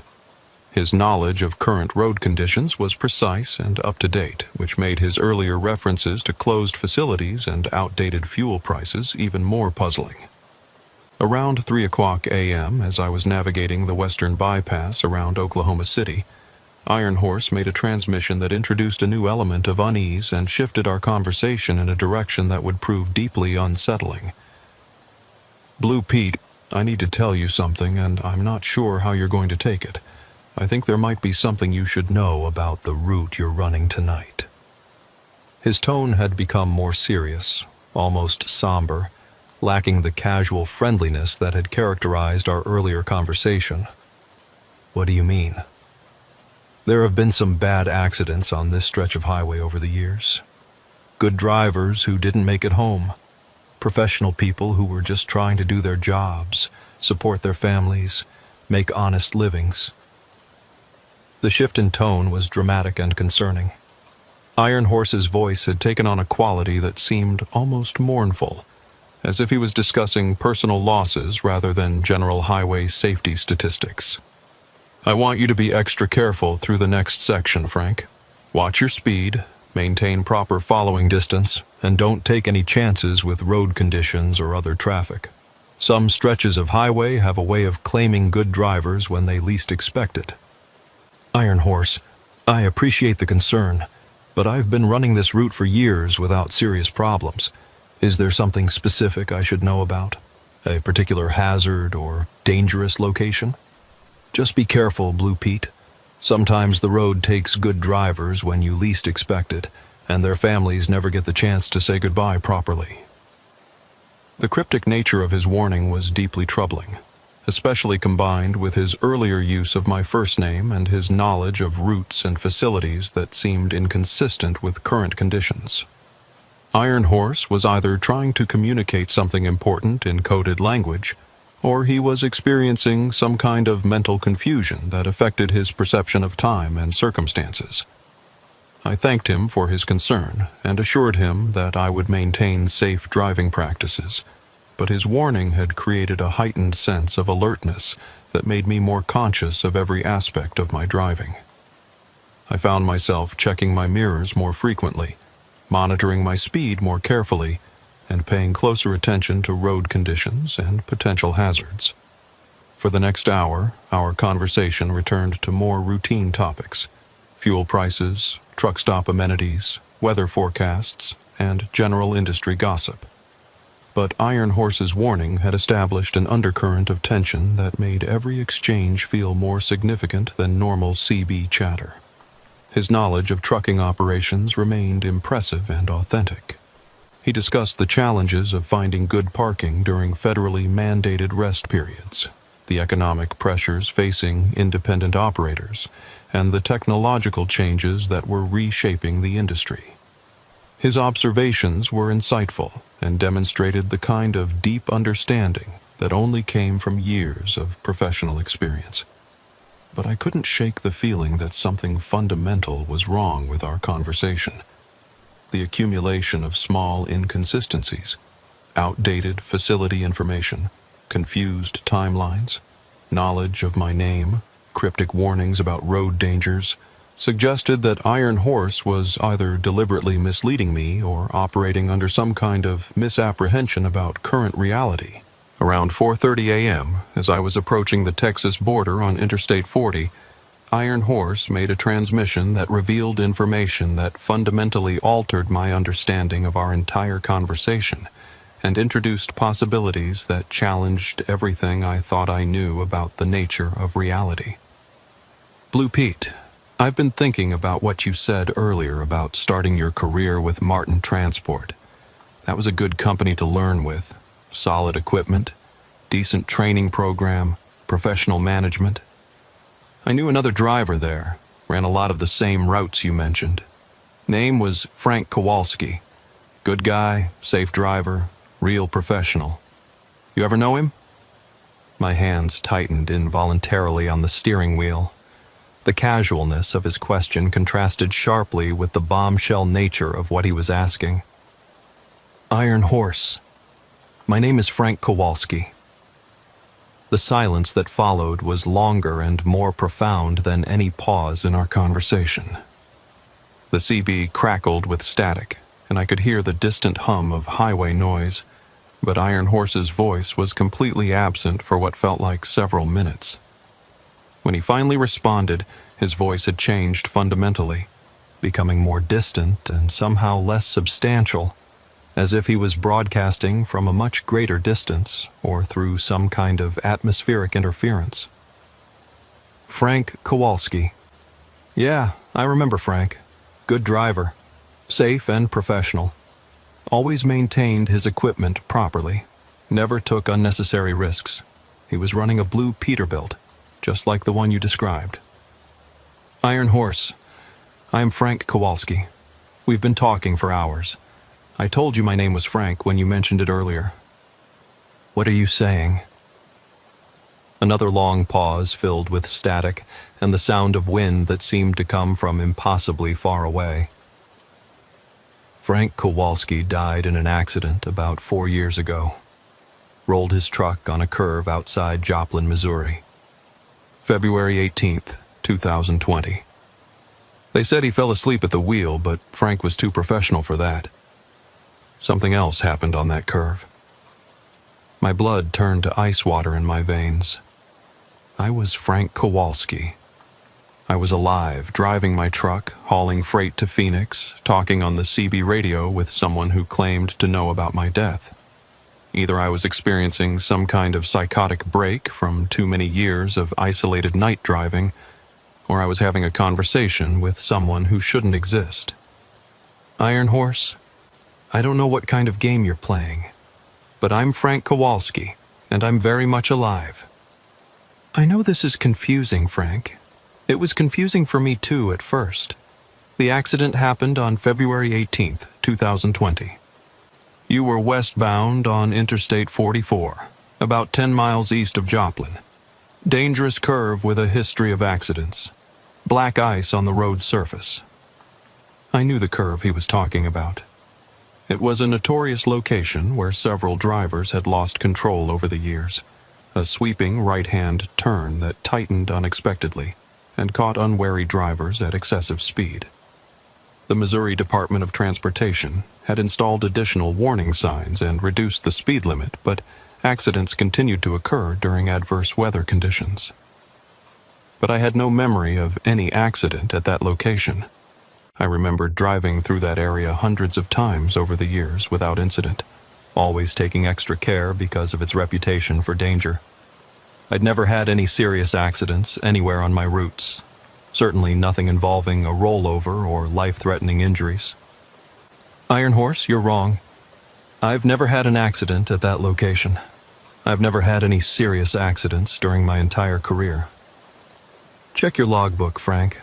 What's the date today? I glanced at my electronic logging device, which displayed current date and time information along with my hours of service status.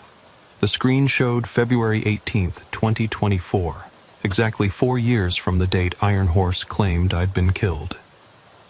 Today's February 18th, 2024.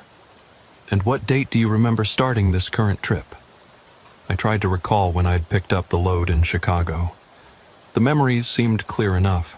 Monday morning pickup at Johnson Agricultural Equipment, routine paperwork and loading procedures, normal departure protocols. But when I tried to focus on specific details, they became fuzzy and indistinct, lacking the sharp clarity that recent memories should possess. Monday, February 15th, I think. Frank, today is Tuesday night going into Wednesday morning. If you started Monday, you've only been driving for about 36 hours. But you told me earlier that you'd been making good time since Monday morning. That timeline doesn't work with current date and your current location. Iron Horse was absolutely correct. The timeline didn't add up properly. If I'd started Monday morning in Chicago and today was Tuesday night, I shouldn't have had enough legal driving time to reach my current location in Oklahoma while maintaining compliance with hours of service regulations. Something was fundamentally wrong with my perception of time and distance. Iron Horse, I don't understand what's happening to me. I didn't understand either at first. But I think we're stuck somehow, Frank. Repeating the same routes, the same trips, over and over. I've been running this same load for 4 years, trying to complete a delivery that never seems to happen.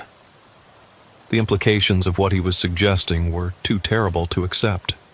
But as I thought about the details of my current trip, I realized I couldn't clearly remember completing previous deliveries or returning home to Wisconsin.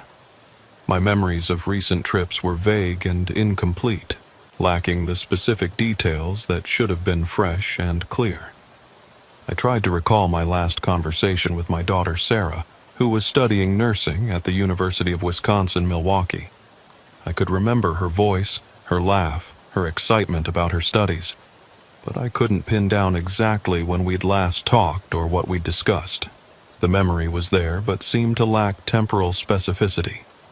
Similarly, I couldn't clearly remember my last visit home to my apartment in Green Bay, my last conversation with my insurance agent about equipment coverage, or my last meeting with my accountant about quarterly taxes. All of these routine aspects of an owner-operator's business should have been recent and memorable, but they seemed distant and indistinct. Iron Horse, what's your real name? Robert Chen, Bobby to my friends and family. I was running for Trans Am Trucking when it happened. February 11th, 2020. Jackknifed in a snowstorm outside Flagstaff, Arizona. Lost control on a downgrade. Truck rolled down an embankment. February 11th, 2020. 7 days before the date he claimed I'd been killed. If Iron Horse, Bobby Chen, was telling the truth about both of our deaths, we were both deceased drivers, somehow continuing to run the same routes we'd traveled in life. Bobby, if what you're saying is true, why are we still here? Why are we still driving? I don't know for certain, Frank, but I think it has something to do with unfinished business. Loads that didn't get delivered. Families that didn't get proper goodbyes. Maybe we're stuck in some kind of loop until we figure out how to let go of the life we lost. I tried to process what Bobby was telling me, but it contradicted everything I understood about reality and existence. I felt completely alive, my hands on the steering wheel, the vibration of the engine through the cab floor, the taste of coffee from my last truck stop. How could any of this be real if I was actually dead? Bobby, this doesn't make sense. I can feel everything. The steering wheel, the engine vibration, the taste of coffee. I can hear our conversation clearly. How can any of this be real if we're dead? I don't think the normal rules apply to our situation, Frank. We're existing in some kind of space between life and death. Maybe because we died doing what we loved most. The road was our life, so maybe the road has become our afterlife too.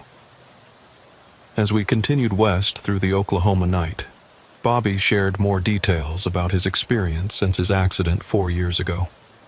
He'd been repeating variations of the same trip, a load of steel coil from Chicago to Los Angeles, never successfully completing the delivery, never returning home to his family in Houston. I've tried everything, Frank. Different routes, different speeds, stopping at different truck stops, even trying to abandon the load. Nothing changes the fundamental pattern. I always end up back at the beginning, picking up the same freight, starting the same trip that never reaches its destination. Have you encountered other drivers like us? A few, over the years. Most don't realize what's happened to them. They think they're still alive, still working, still trying to get home to their families. But some eventually figure it out, usually when they notice inconsistencies like the ones you picked up on tonight. Bobby's story was both terrifying and heartbreaking. The idea that dead drivers might be trapped in endless loops, forever trying to complete journeys they'd never finish, was almost too awful to contemplate. But it explained all the inconsistencies I'd noticed in our conversation. His references to closed truck stops, outdated fuel prices, and road conditions that no longer existed. Bobby, how do we break free from this? How do we find peace and move on? I've been searching for answers for 4 years, Frank. I think it might have something to do with acceptance, letting go of the need to complete the trip and accepting that our time on the road has ended. As dawn began to break over the Oklahoma landscape, our conversation took on a different quality. Bobby's voice seemed to be growing fainter through the CB static, as if he was moving away from me despite our supposedly parallel routes on the same highway. Frank, I need to tell you something important. This might be the last time we can talk. I think I'm finally ready to let go. What do you mean? I've been holding on to this route, this truck, this life, because I wasn't ready to say goodbye to everything I'd worked for. But talking with you tonight has helped me understand that it's time to move on, time to accept what happened and find peace. Bobby's voice was now barely audible through the CB static, fading in and out like a distant radio station at the edge of its broadcast range. Frank, you have a choice to make. You can keep running this route forever, trapped in the same loop I've been stuck in for 4 years, or you can choose to let go and find whatever peace waits beyond this highway. Bobby, wait. I have more questions. I need to understand what happened to me, how I died, why I can't remember. But there was no response. Channel 19 had gone completely silent, filled only with the soft hiss of static. I tried calling for Bobby repeatedly on multiple channels, but got no answer. It was as if he had simply vanished from the airwaves, leaving me alone with questions that seemed to have no answers. As the sun rose higher over the Oklahoma plains, I began to notice something profoundly disturbing about the landscape around me. The highway looked familiar. The same white lines, the same green exit signs, the same rolling terrain I'd traveled thousands of times. But something was subtly wrong with everything I was seeing. The exits weren't quite in the right places. Mile markers seemed to appear at inconsistent intervals. The surrounding terrain had a dreamlike quality that was almost, but not quite, like the real Interstate 40 I knew so well.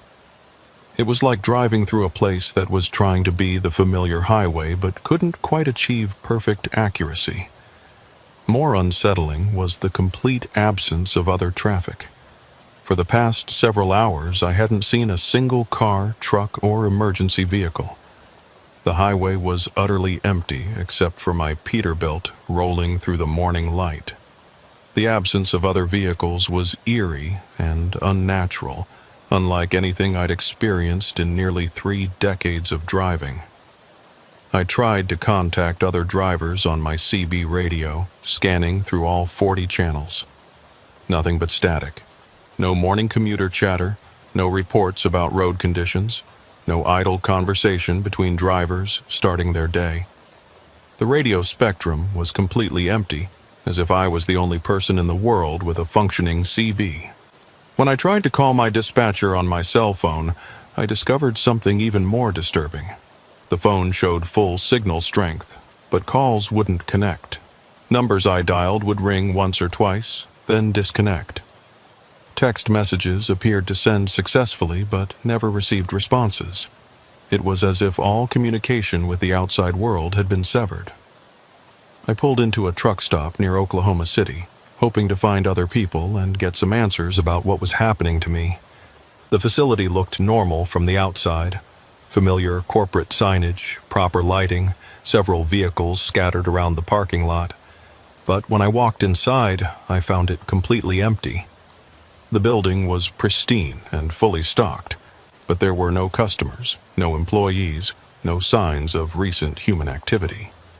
Coffee pots were full but cold. Food displays were perfectly arranged but stale, and cash registers were operational but unmanned.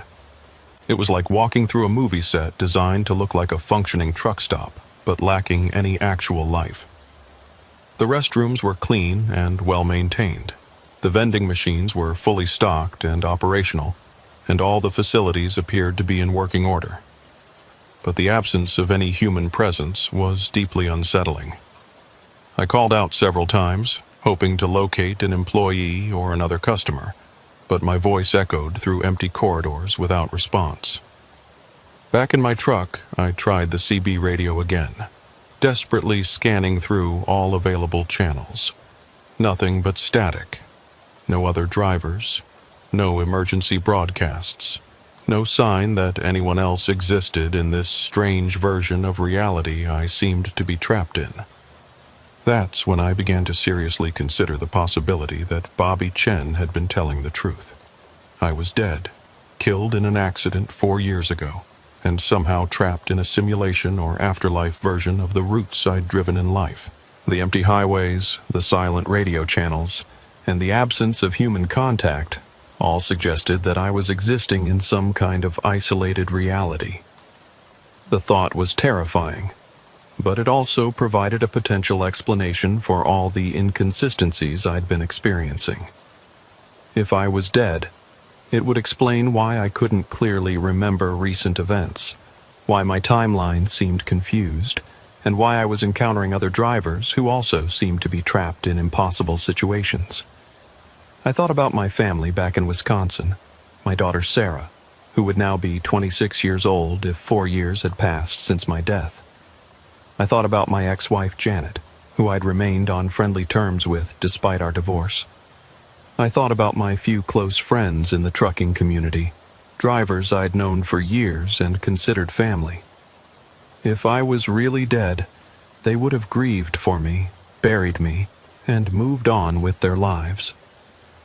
Sarah would have finished nursing school without her father there to celebrate her graduation.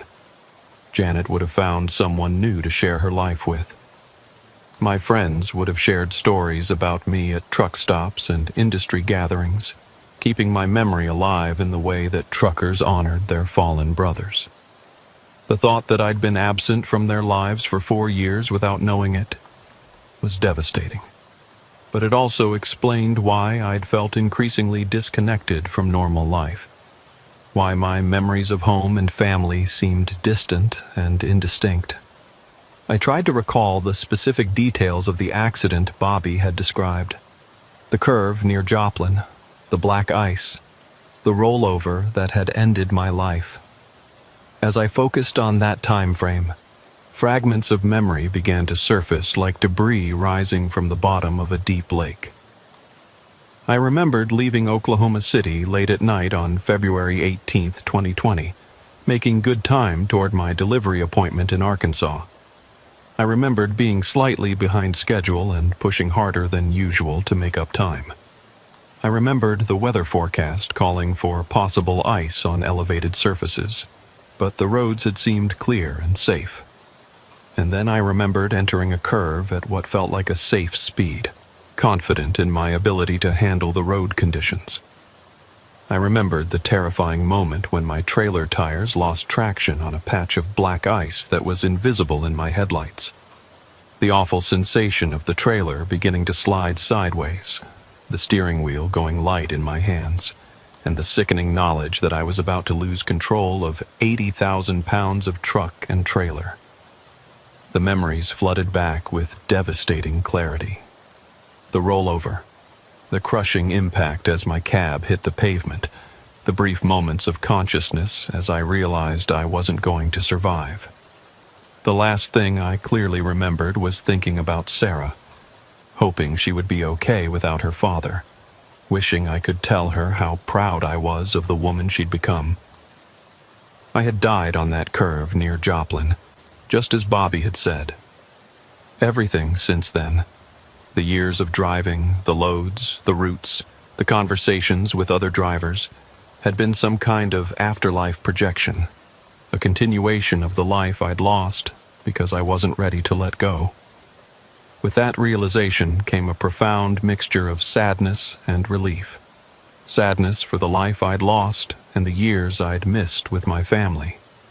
Relief that I finally understood what had happened and could make a conscious choice about what to do next. I thought about Bobby's words regarding the need to accept that our time on the road was finished and let go of the need to complete journeys that would never end. I understood now that I'd been holding on to trucking because it had been my identity, my purpose, my way of understanding myself and my place in the world. But holding on was keeping me trapped in a limbo that served no purpose except to prolong my inability to accept death. My family had grieved for me and continued with their lives. My truck had been salvaged or scrapped. My CDL had been canceled. The Frank Kowalski who had lived and driven for 27 years was gone, and it was time to acknowledge that reality. The acceptance didn't come easily. Everything about my existence for the past 4 years had been built around the assumption that I was still alive, still working, still moving toward a future that included more years on the road and eventual retirement. Letting go of that assumption meant letting go of everything I'd thought I was. I climbed down from my cab and walked around my Peterbilt one last time, running my hands over the chrome, checking the tires, inspecting the trailer connections that had been second nature for nearly 3 decades. This truck had been my partner, my home away from home, and my means of making a living. Saying goodbye to it meant saying goodbye to everything I'd been. The truck felt solid and real beneath my touch, but I understood now that its reality was different from the reality of the living world. It existed in whatever space I'd been occupying since my death. A space that allowed me to continue the routines and activities that had defined my life. I thought about Sarah, now a registered nurse working in a hospital somewhere, probably married with children of her own. I thought about Janet, who had likely found someone new to share her later years with. I thought about all the sunrises I'd seen from my driver's seat, all the miles I'd covered, and all the satisfaction I derived from moving freight safely and efficiently across the country. I'd lived a good life, even if it had ended sooner than I'd hoped. I'd seen America from coast to coast, met thousands of good people, and earned an honest living doing work that mattered to the economy and society. The fact that it was over didn't diminish the value of what I'd accomplished. Standing beside my truck in that empty rest area, I began to understand what Bobby had been trying to tell me about acceptance and letting go. The choice wasn't between different routes or different destinations. It was between clinging to a life that had already ended and accepting the transition to whatever came next. "Goodbye, old girl," I said, patting the hood of my Peterbilt. "Thanks for all the good miles. Thanks for being the best partner a driver could ask for." I felt a profound sense of peace beginning to settle over me as I accepted that my driving career was finished. The truck, the highway, the endless routes, they were all part of a life that had ended 4 years ago in an icy curve near Joplin, Missouri. As I stood there, the landscape around me began to change subtly.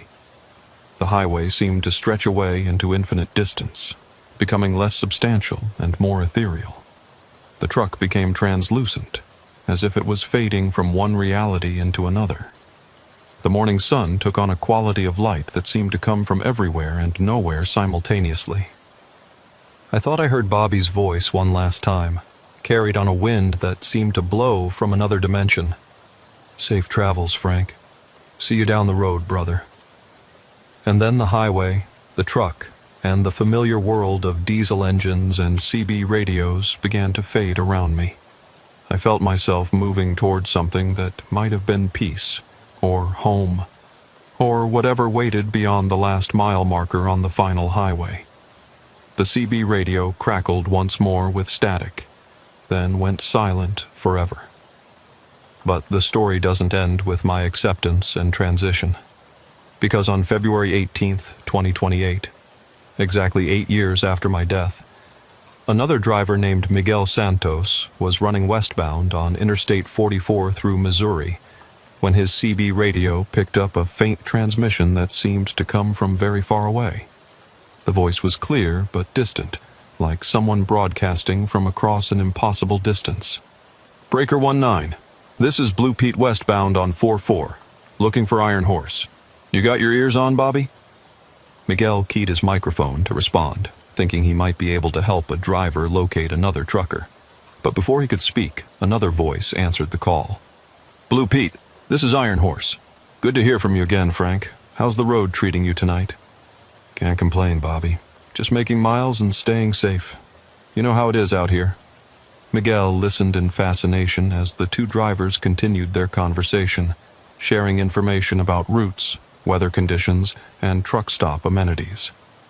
Their voices had a distant, ethereal quality that made him wonder if he was somehow picking up atmospheric skip from a very distant repeater station. But what bothered Miguel most was that both drivers seemed to be discussing road conditions, fuel prices, and truck stops that no longer existed. They talked about facilities that had been closed for years and construction projects that had been completed long ago. Their conversation had an anachronistic quality that suggested they were broadcasting from a different time period entirely. When Miguel tried to join the conversation, his transmissions seemed to go unheard. Blue Pete and Iron Horse continued their dialogue as if he wasn't there, sharing memories of highways they'd traveled and loads they'd hauled in what seemed like a different era of trucking. "Remember that time we both got caught in that ice storm outside Tulsa?" Blue Pete was saying. "Took us 6 hours to travel 20 miles. "I remember," Iron Horse replied. "Good thing we found that truck stop with the generator. Kept us warm until the roads cleared." Those were the days, Bobby, when trucking was still about the relationship between a driver and his rig, before all the electronic monitoring and corporate efficiency experts. Still is, Frank. Still is, for those of us who understand what it really means to be a driver. Miguel realized he was listening to something extraordinary. A conversation between drivers who seemed to exist outside normal time and space, sharing memories and experiences from a golden age of trucking that younger drivers had never experienced. Eventually, their voices faded into static, leaving Miguel alone with his thoughts and the growing certainty that he'd somehow overheard a conversation between drivers who belonged to a different reality. He tried calling for Blue Pete and Iron Horse on multiple channels, but never received a response. Over the following months, Miguel mentioned the incident to other drivers at truck stops and on CB forums. He learned that several other drivers had reported similar experiences, phantom conversations between truckers who seemed to be broadcasting from the past, discussing routes and conditions that no longer existed. An old-timer named Harvey Williams, who'd been driving since the 1970s, had a theory about the phenomenon.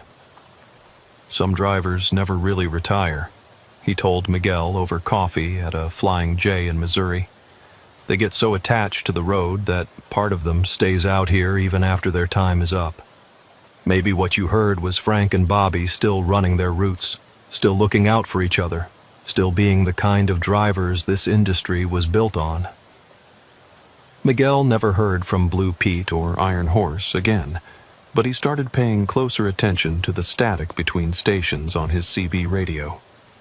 Sometimes, late at night on empty highways, he would scan the channels carefully, listening for voices that might be broadcasting from beyond the normal boundaries of time and space. He learned that the highway was more than just a means of transportation. It was a place where stories accumulated, where the spirits of good drivers might continue their journeys long after their earthly miles had been completed. The CB radio, which had connected drivers across vast distances for decades, might also be capable of connecting different eras and different planes of existence. Other drivers began sharing their own experiences with phantom radio transmissions. Reports came in from across the country, conversations between truckers who had died years apart, broadcasts from drivers warning about accidents that had happened decades earlier, and technical discussions about equipment that was no longer manufactured. The phenomenon became known among drivers as the Eternal Highway, a network of routes that existed parallel to the physical interstate system, where the spirits of deceased drivers continued their runs and maintained their watch over the living truckers who followed in their tire tracks. Some drivers were skeptical, attributing the reports to atmospheric interference, overactive imaginations, or the psychological effects of too many hours alone on the road. But others found comfort in the idea that death didn't necessarily end a driver's connection to the highway community. For Miguel, the experience changed how he approached his own career.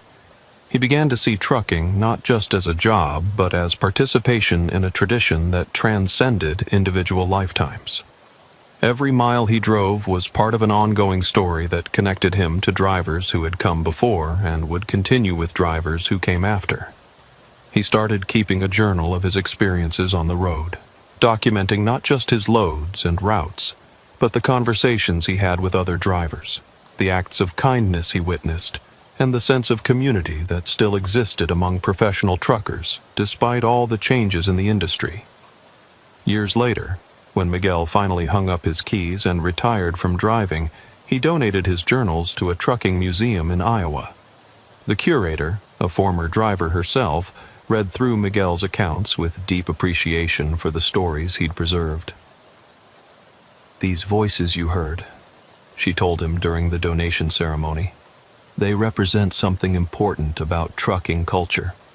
The idea that good drivers look out for each other, even beyond death. Whether the transmissions were real or imaginary doesn't matter as much as what they represent. The eternal bond between professional drivers and the highway." The museum created an exhibit based on Miguel's journals and the reports from other drivers about phantom CB transmissions. Visitors could sit in a recreation of a truck cab, put on headphones, and listen to recordings of the conversations that drivers claimed to have heard from beyond. The exhibit became one of the museum's most popular attractions, drawing visitors from across the trucking community who came to pay their respects to drivers who had passed on and to reflect on the spiritual dimensions of life on the road. But perhaps the most important aspect of the phenomenon was how it influenced the behavior of living drivers. Knowing that their voices might someday join the phantom broadcasts made many drivers more conscious of how they conducted themselves on the road. They spoke more professionally on their CB radios, offered more assistance to fellow drivers, and maintained higher standards of courtesy and safety. The idea that Frank Kowalski and Bobby Chen might still be monitoring Channel 19 inspired a new generation of drivers to uphold the traditions and values that had made trucking a respected profession. Their posthumous presence became a reminder that every driver was part of something larger than themselves, a community that transcended the boundaries between life and death. And so the highway continues, carrying freight and dreams, stories and spirits across the vast American landscape. The white lines stretch endlessly toward horizons that might be geographic or metaphysical, and the CB radio crackles with voices that might be from this world or the next. For those who listen carefully to the static between stations, the highway offers more than just a route from point A to point B. It provides a connection to the eternal community of drivers who understand that some journeys never really end. They just continue on roads that can't be found on any earthly map. The diesel engines sing their ancient songs, the wheels turn their endless rotations, and somewhere in the space between the temporal and the eternal, good drivers continue their runs, still watching out for each other, still sharing the road wisdom that makes the highway a sacred space for those who understand its deeper meanings. Safe travels, drivers. Keep your eyes on the road, your hands on the wheel, and your ears tuned to Channel 19. You never know when you might hear from an old friend who's still out there making miles on the highway that never ends. And if you're ever running westbound on Interstate 44 through Missouri on a clear February night, and your CB picks up a conversation between Blue Pete and Iron Horse, key your microphone and say hello. They'll be glad to hear from a fellow driver, and they might have some road wisdom to share from their journeys on the other side of the final way station. Because in trucking, no driver is ever truly alone, and no journey ever really ends. The highway stretches on forever, and somewhere out there, Frank Kowalski and Bobby Chen are still making their runs, still looking out for the drivers who follow in their paths, still proving that the bond between professional truckers transcends the boundaries between this world and whatever lies beyond the last exit sign. The road goes on. The drivers continue their watch, and the CB radio keeps broadcasting the stories that connect us all, living and dead, past and present, on the eternal highway that runs through the heart of America and into the infinite distance where all good drivers eventually find their way home. They call me Diesel Betty, and I've been hauling freight across this country's highways for 31 years come next month. Started driving in 1992 when I was 26 years old, fresh out of a messy divorce in Bakersfield, California, with nothing but a high school diploma, a commercial driver's license, and enough anger to fuel a Peterbilt from coast to coast. 3 decades later, I'm still out here, still moving America's freight, and still proving that a woman can handle anything the road throws at her. My current rig is a 2019 Kenworth W900L with an 86-inch sleeper berth that I've turned into a proper home away from home. She's painted candy apple red with gold leaf pinstriping, custom leather interior, and enough chrome to blind a state trooper at a quarter mile. Under the hood sits a Cummins X15 engine pushing 605 horsepower through an Eaton Fuller 18-speed transmission that I can work like a concert pianist playing a Steinway. Not many drivers, male or female, can say they've logged over 4 million safe miles, but I can, and I've got the awards and clean driving record to prove it. I've been an owner-operator for the past 23 years, running primarily under my own authority with a few select brokers who know I deliver on time, every time, no excuses. My specialty is high-value electronics and pharmaceuticals, loads that require security clearances, GPS tracking, and the kind of reliability that comes from decades of professional experience. The freight pays well because it demands the best, and I've built my reputation on being exactly that. What I'm about to tell you happened in March 2024, during what should have been a routine delivery run from San Jose, California, to a pharmaceutical distribution center outside Nashville, Tennessee. I'd been hauling a load of specialty medications worth approximately $3.8 million, insulin pumps, cancer treatments, and cardiac devices that hospitals across the Southeast were waiting for. Time-sensitive freight that could mean the difference between life and death for the patients who needed it. The load had originated from Biomed Technologies, a manufacturer I'd worked with for over a decade. They specialized in producing high-end medical devices and medications that required careful handling and precise temperature control during transport. My trailer was equipped with a state-of-the-art refrigeration unit, GPS monitoring system, and security features that would make Fort Knox jealous. Sarah Chen, the shipping manager at Biomed, had briefed me personally on the delivery requirements. Betty, this is critical freight. 6 different hospitals have patients waiting for these medications. The delivery window is tight. You need to be at Med Logistics in Nashville by Friday morning, no later than 8 a.m. The route would take me east across California, through Arizona and New Mexico, then northeast through Texas, Oklahoma, Arkansas, and finally into Tennessee. Approximately 2,100 miles that I could cover comfortably in 4 days, while maintaining full compliance with hours of service regulations.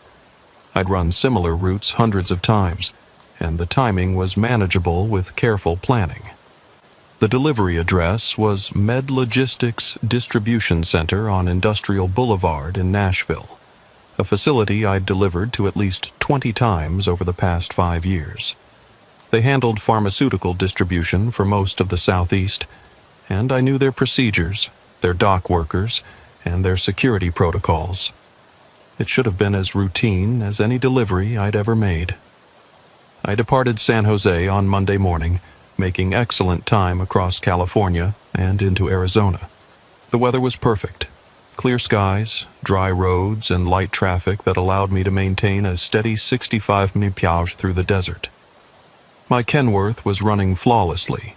The refrigeration unit was maintaining proper temperature, and all my monitoring systems showed green across the board.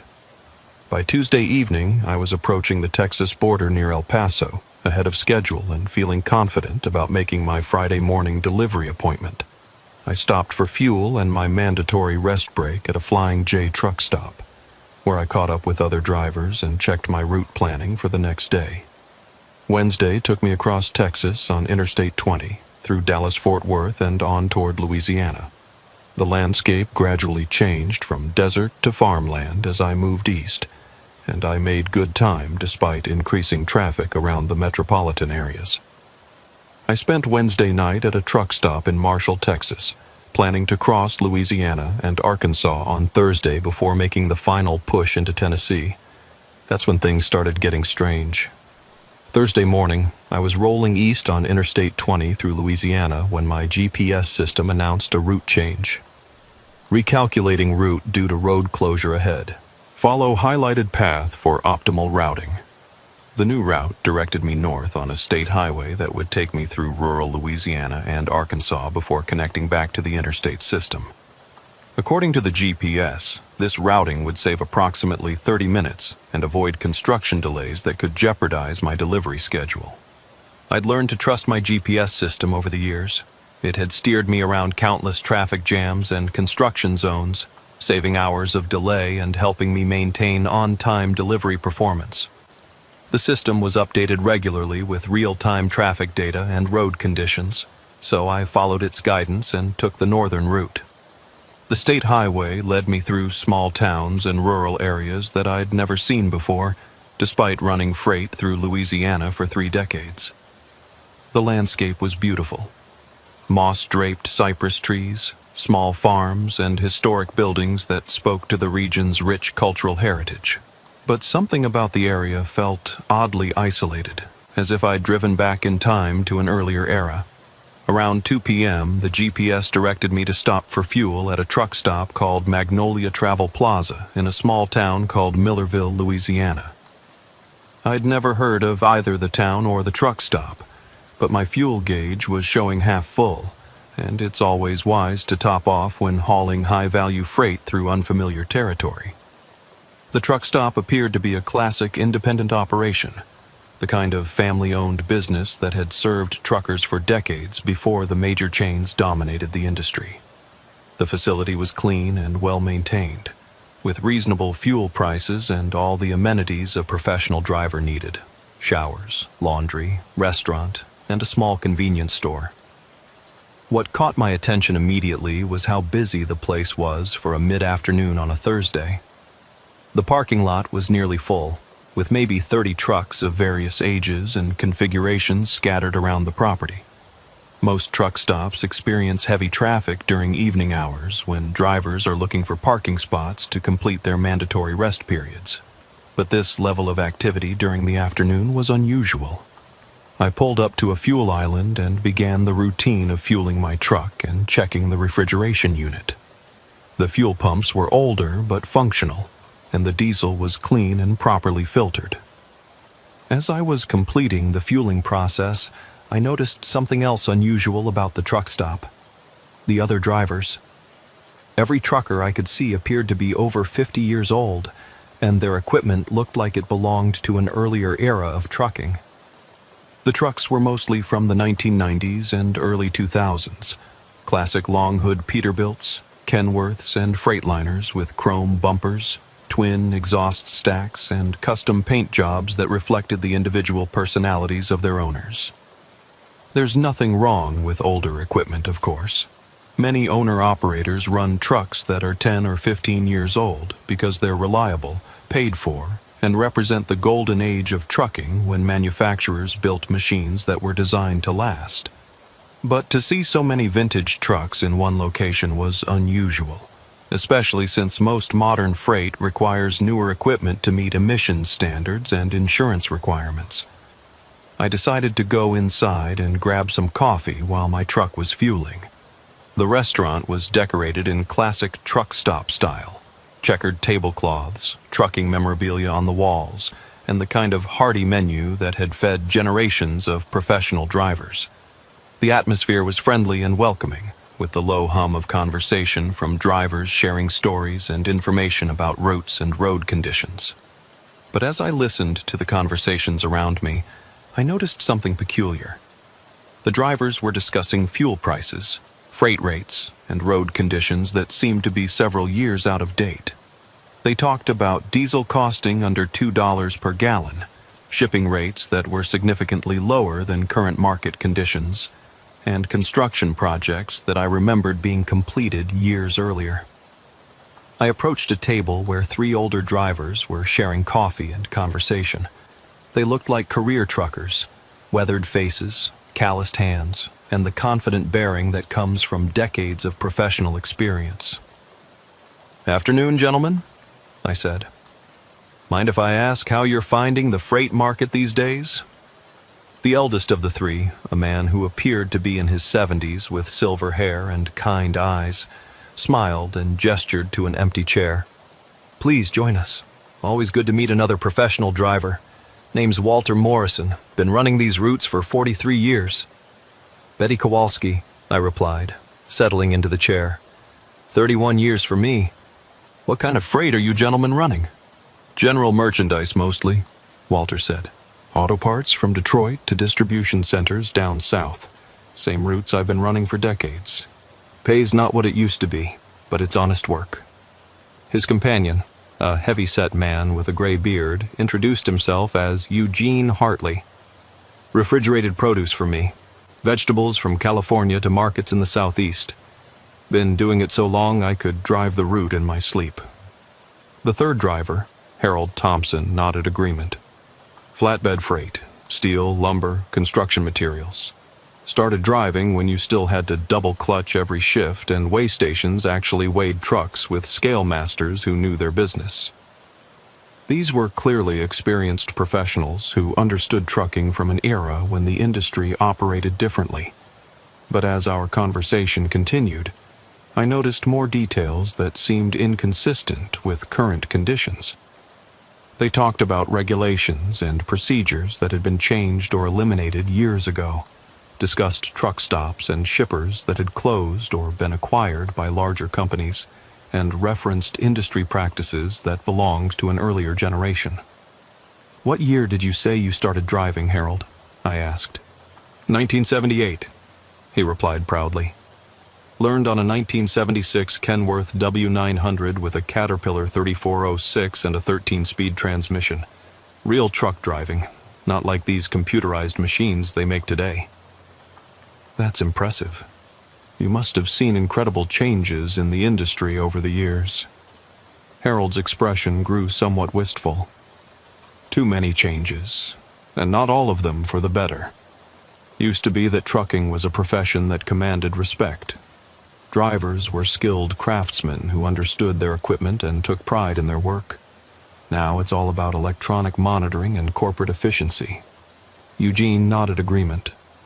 "Remember when truck stops were real communities? Places where drivers could share information, help each other out, and maintain the friendships that made this job bearable? Now everything's corporate-owned and sanitized." Walter leaned forward with the intensity of someone sharing deeply held beliefs. "The worst part is how they've taken the soul out of trucking. Used to be about the relationship between a driver and his rig, the satisfaction of moving important freight safely and efficiently. Now it's just about maximizing profits and minimizing costs."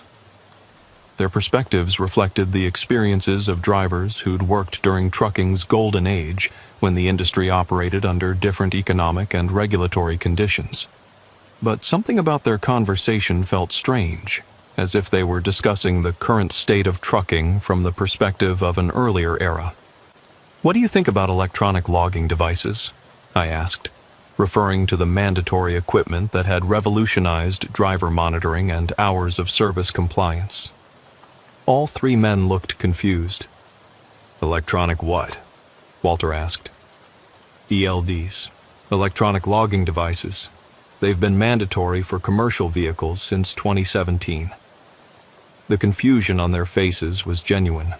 These were experienced drivers who should have been intimately familiar with one of the most significant regulatory changes in trucking history, yet they seemed to have no knowledge of electronic logging requirements. "We still use paper logbooks," Eugene said. "Always have, always will. Nothing wrong with the old way of doing things." That was impossible. Paper logbooks had been essentially eliminated by federal mandate, and any commercial driver operating in 2024 would be required to use electronic monitoring systems. The fact that these three professionals seemed unaware of ELDs suggested they'd been out of the industry for several years. "When did you gentlemen last take a load?" I asked. "Yesterday," Harold replied. "Delivered a load of lumber to a construction site outside Shreveport, picking up steel coil tomorrow for a run to Alabama." "What about DOT inspections? Have you had any problems with compliance?" Walter shrugged. "No problems. We maintain our equipment properly and follow all the regulations. Been doing this long enough to know what's expected." Their answers were increasingly puzzling. If they were actively hauling freight, they would have encountered the regulatory and technological changes that had transformed trucking over the past decade. Yet they seemed to be operating under conditions that no longer existed. I decided to test their knowledge of current industry conditions. "What are diesel prices running these days?" "About $1.90 per gallon, Eugene said. "Little high for my liking, but manageable." Diesel hadn't cost under $2 per gallon for over 15 years. Current prices were approaching $4 per gallon in many markets, a reality that every active driver would be acutely aware of since fuel costs represented a major portion of operating expenses. "How about freight rates? What are you getting per mile for general freight?" "Around $1.20 per mile," Walter replied. "Not great, but steady work." Current freight rates were significantly higher, driven by driver shortages, increased regulations, and economic factors that had transformed the industry's pricing structure. Any driver actively working would know the current rate environment. I was beginning to suspect that these three men hadn't been active drivers for several years, despite their claims about recent loads and current operations. Perhaps they were retirees who gathered at truck stops to share memories and maintain connections to their former profession. "Gentlemen, I don't mean to be intrusive, but when exactly did you retire from driving?" All three men looked at me with expressions of confusion and mild offense. "Retire?" Walter said. "We're still working. Been on the road our whole adult lives, and we'll keep driving until we can't pass the physical anymore." "But the regulations and conditions you're describing haven't existed for years. Electronic logs have been mandatory since 2017. Diesel prices haven't been under $2 since the early 2000s. Freight rates have increased significantly due to industry changes." Harold leaned back in his chair with a patronizing smile. "Young lady, I appreciate your concern, but I think you might be confused about current market conditions.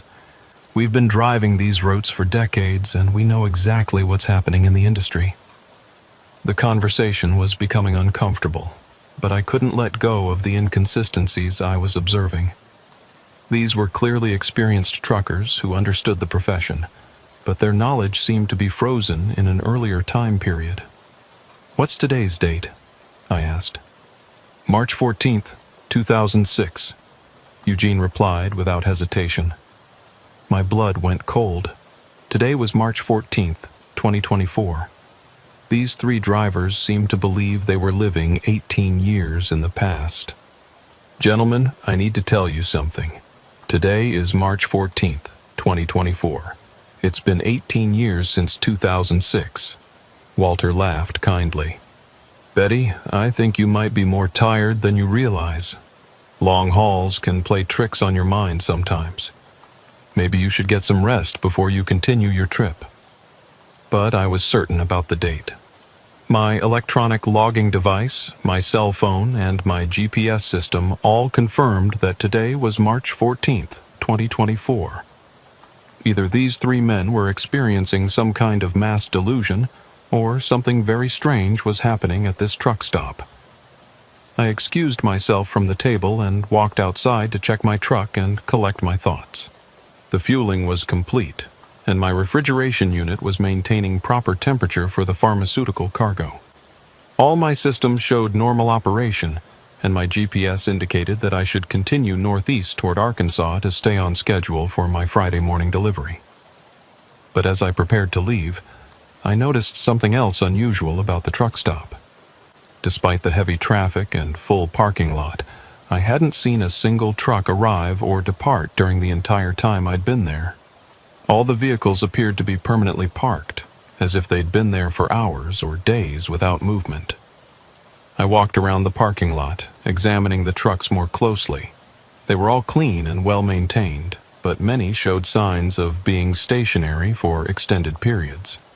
Dust on the windshields, flat spots on the tires, and the settled appearance of vehicles that hadn't moved recently. More disturbing was the absence of any modern equipment. Every truck in the lot appeared to be from the 1990s or early 2000s, with no examples of the newer models that dominated current fleets. It was like stepping into a museum of trucking history rather than an active commercial facility. I tried to start a conversation with other drivers in the parking lot, hoping to get some clarity about what I was experiencing. But every interaction followed the same pattern. Experienced professionals who demonstrated extensive knowledge of trucking, but seemed to be operating in a different time period.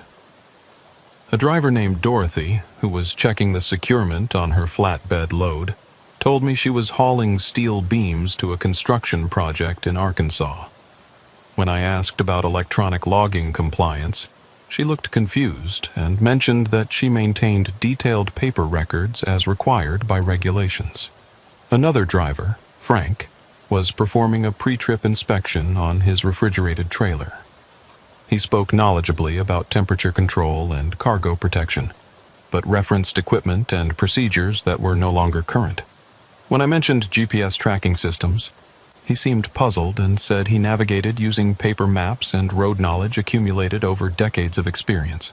Every conversation reinforced the same pattern: competent professionals who understood trucking but seemed to exist in an earlier era of the industry. They were all friendly, knowledgeable, and helpful, but their reality didn't align with the current state of commercial transportation.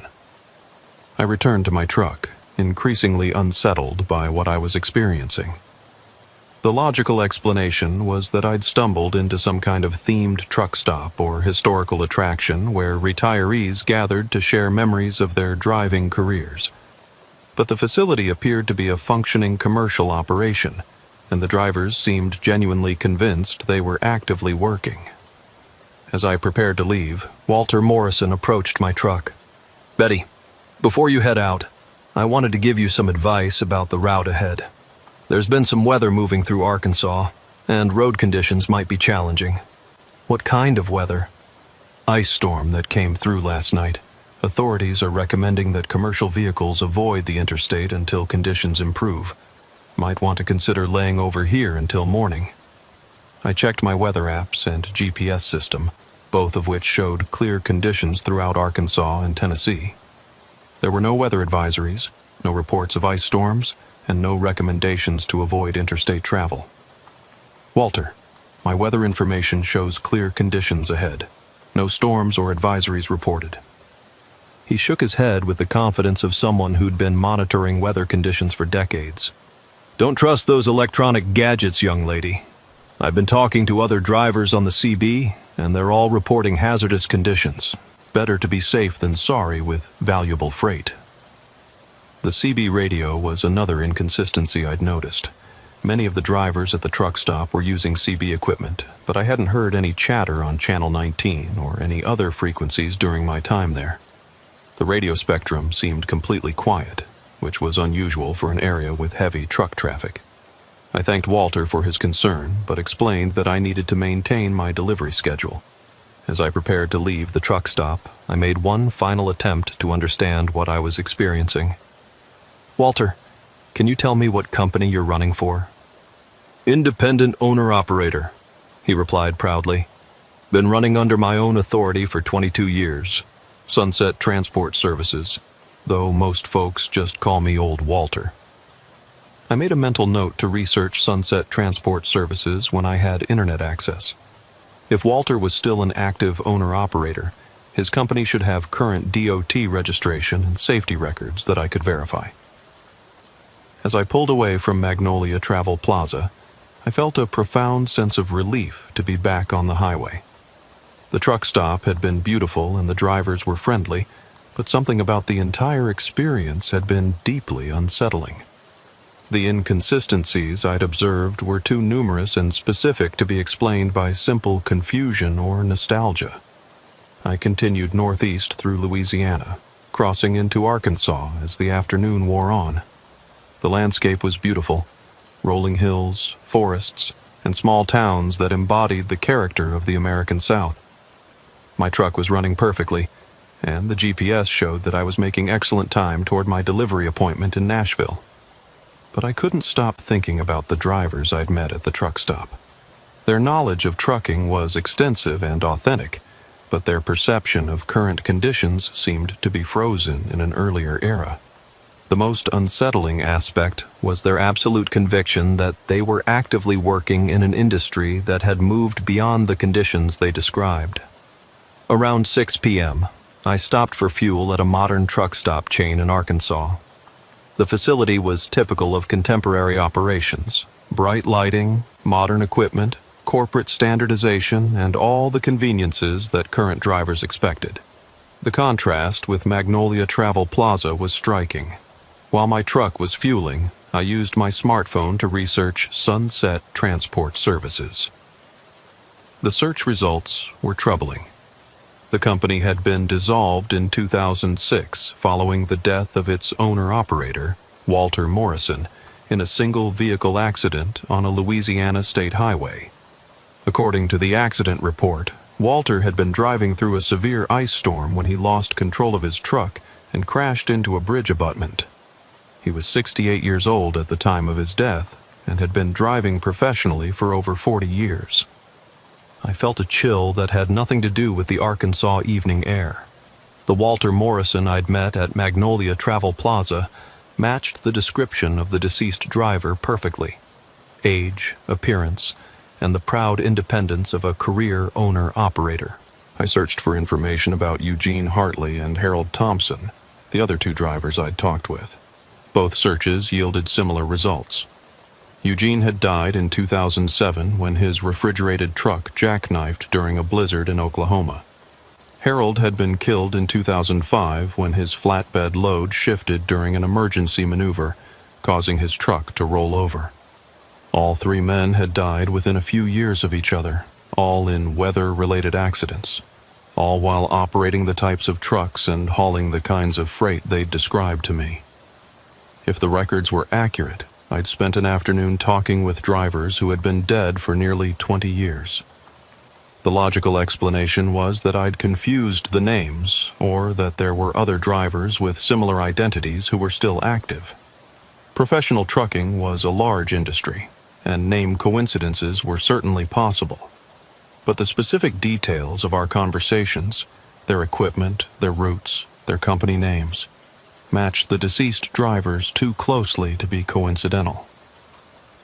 I tried to find information about Magnolia Travel Plaza in Millerville, Louisiana. No search results returned any current listings for either the truck stop or the town. Historical records showed that Millerville had been a small community that was largely abandoned after a major highway realignment project in the 1990s redirected traffic away from the area.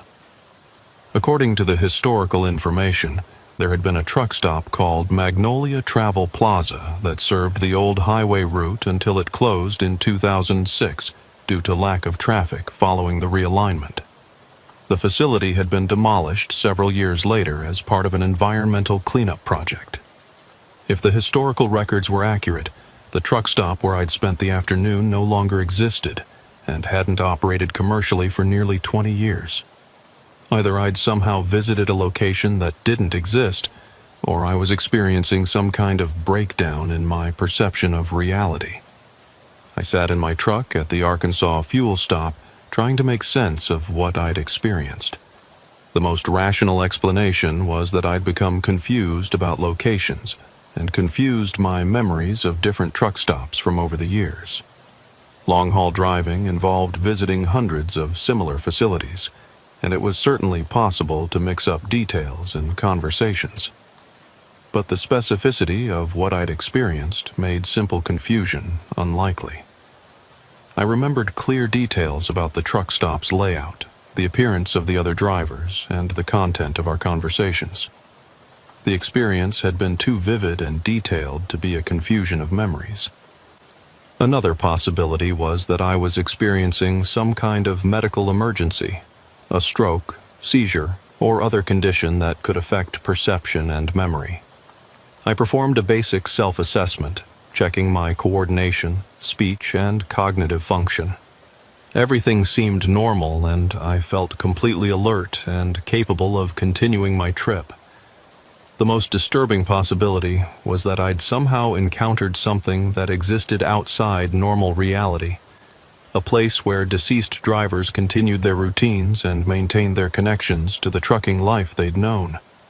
The idea seemed impossible, but it was the only explanation that accounted for all the details I'd observed. I decided to continue toward Nashville and complete my delivery as scheduled. Whatever I'd experienced at Magnolia Travel Plaza, it hadn't affected my ability to operate my truck safely or complete my responsibilities to the customers who were depending on the medications I was carrying. But as I rolled through the Arkansas night, I couldn't shake the memory of Walter Morrison's kind smile and his genuine concern for my safety on the road ahead. If he was really a driver who died 18 years ago, his continued vigilance over fellow truckers was both touching and terrifying. The highway stretched ahead through the darkness, illuminated by my headlights and the occasional glow of small towns and truck stops. I maintained my usual pace and monitoring procedures, but I found myself paying closer attention to the CB radio, listening for voices that might belong to drivers who were traveling roads that existed in a different dimension of time and space.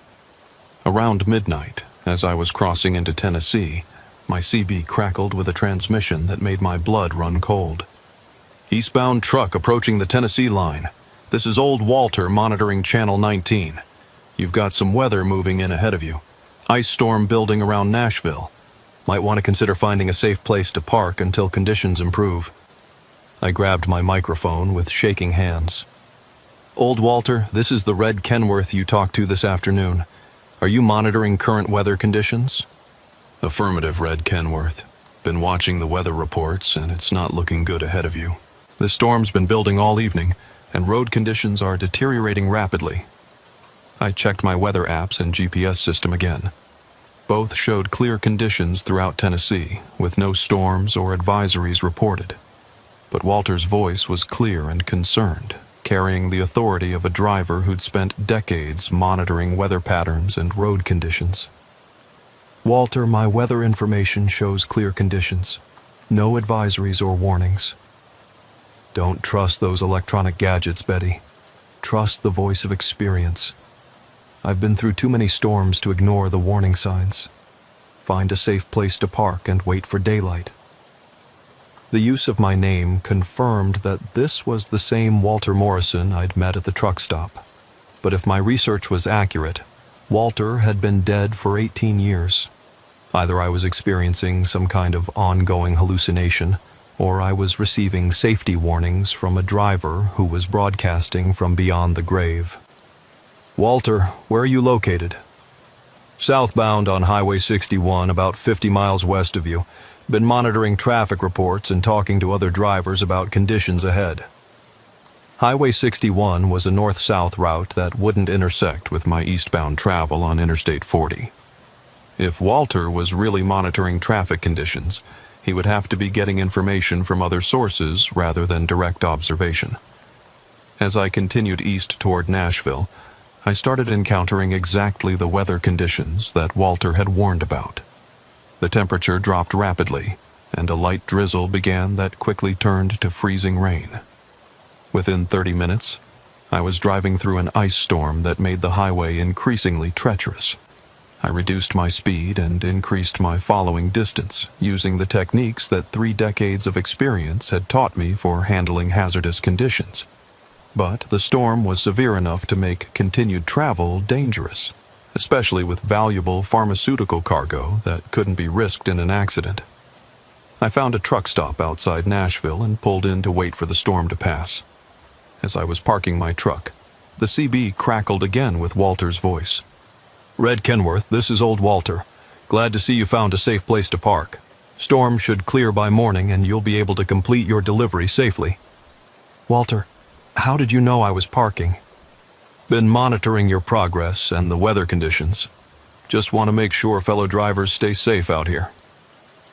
The idea that a deceased driver was somehow monitoring my progress and providing safety guidance was both comforting and terrifying.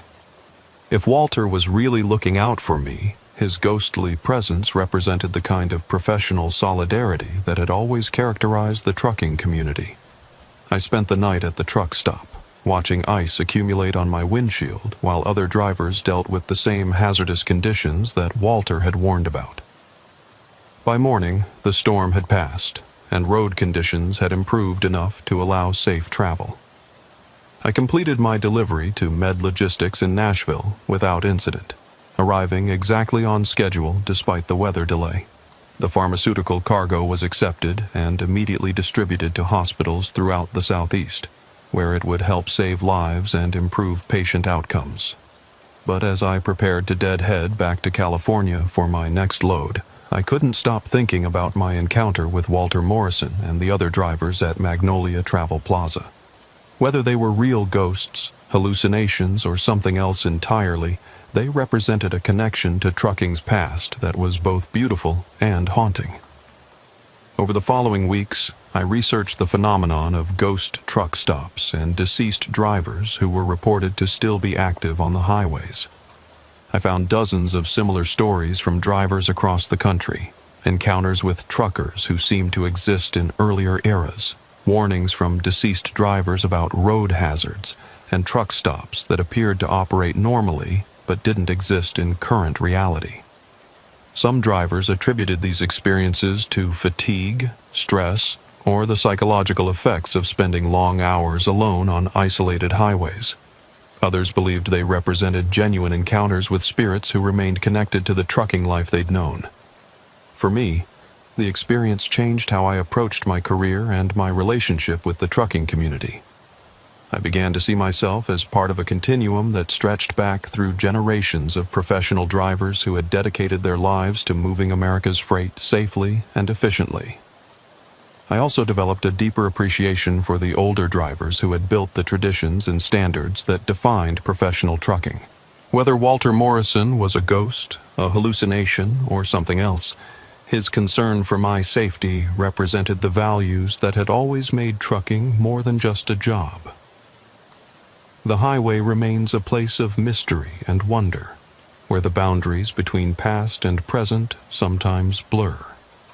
Somewhere out there, Walter Morrison and countless other drivers continue their eternal watch over the roads they knew so well, offering guidance and protection to the living drivers who follow in their tire tracks. And sometimes, if you're listening carefully to Channel 19 on a dark night when the weather is turning bad, you might hear old Walter's voice offering the kind of road wisdom that only comes from drivers who understood that trucking was about more than moving freight. It was about taking care of each other on the long journey home. Safe travels, driver. Keep your eyes on the road, your hands on the wheel, and your ears tuned to the voices of experience that echo across the highways of America. Because in trucking, no one drives alone. and the best drivers never really retire. They just find different ways to keep watch over the road they loved. But my story with the ghost drivers of Magnolia Travel Plaza was far from over. 3 months later, in June 2024, I found myself running another high-value pharmaceutical load from Los Angeles to Atlanta, taking a route that would once again pass through Louisiana. Despite my earlier experience, or perhaps because of it, I felt drawn to investigate whether the mysterious truck stop still existed and whether Walter Morrison and his fellow drivers were still there.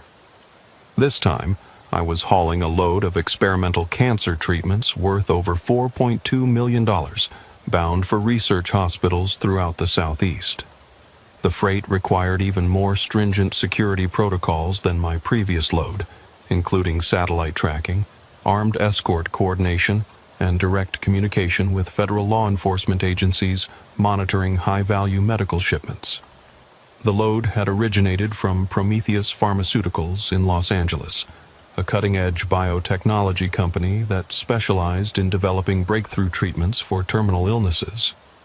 Dr. Rebecca Martinez, the company's logistics director, had personally briefed me on the critical nature of the shipment.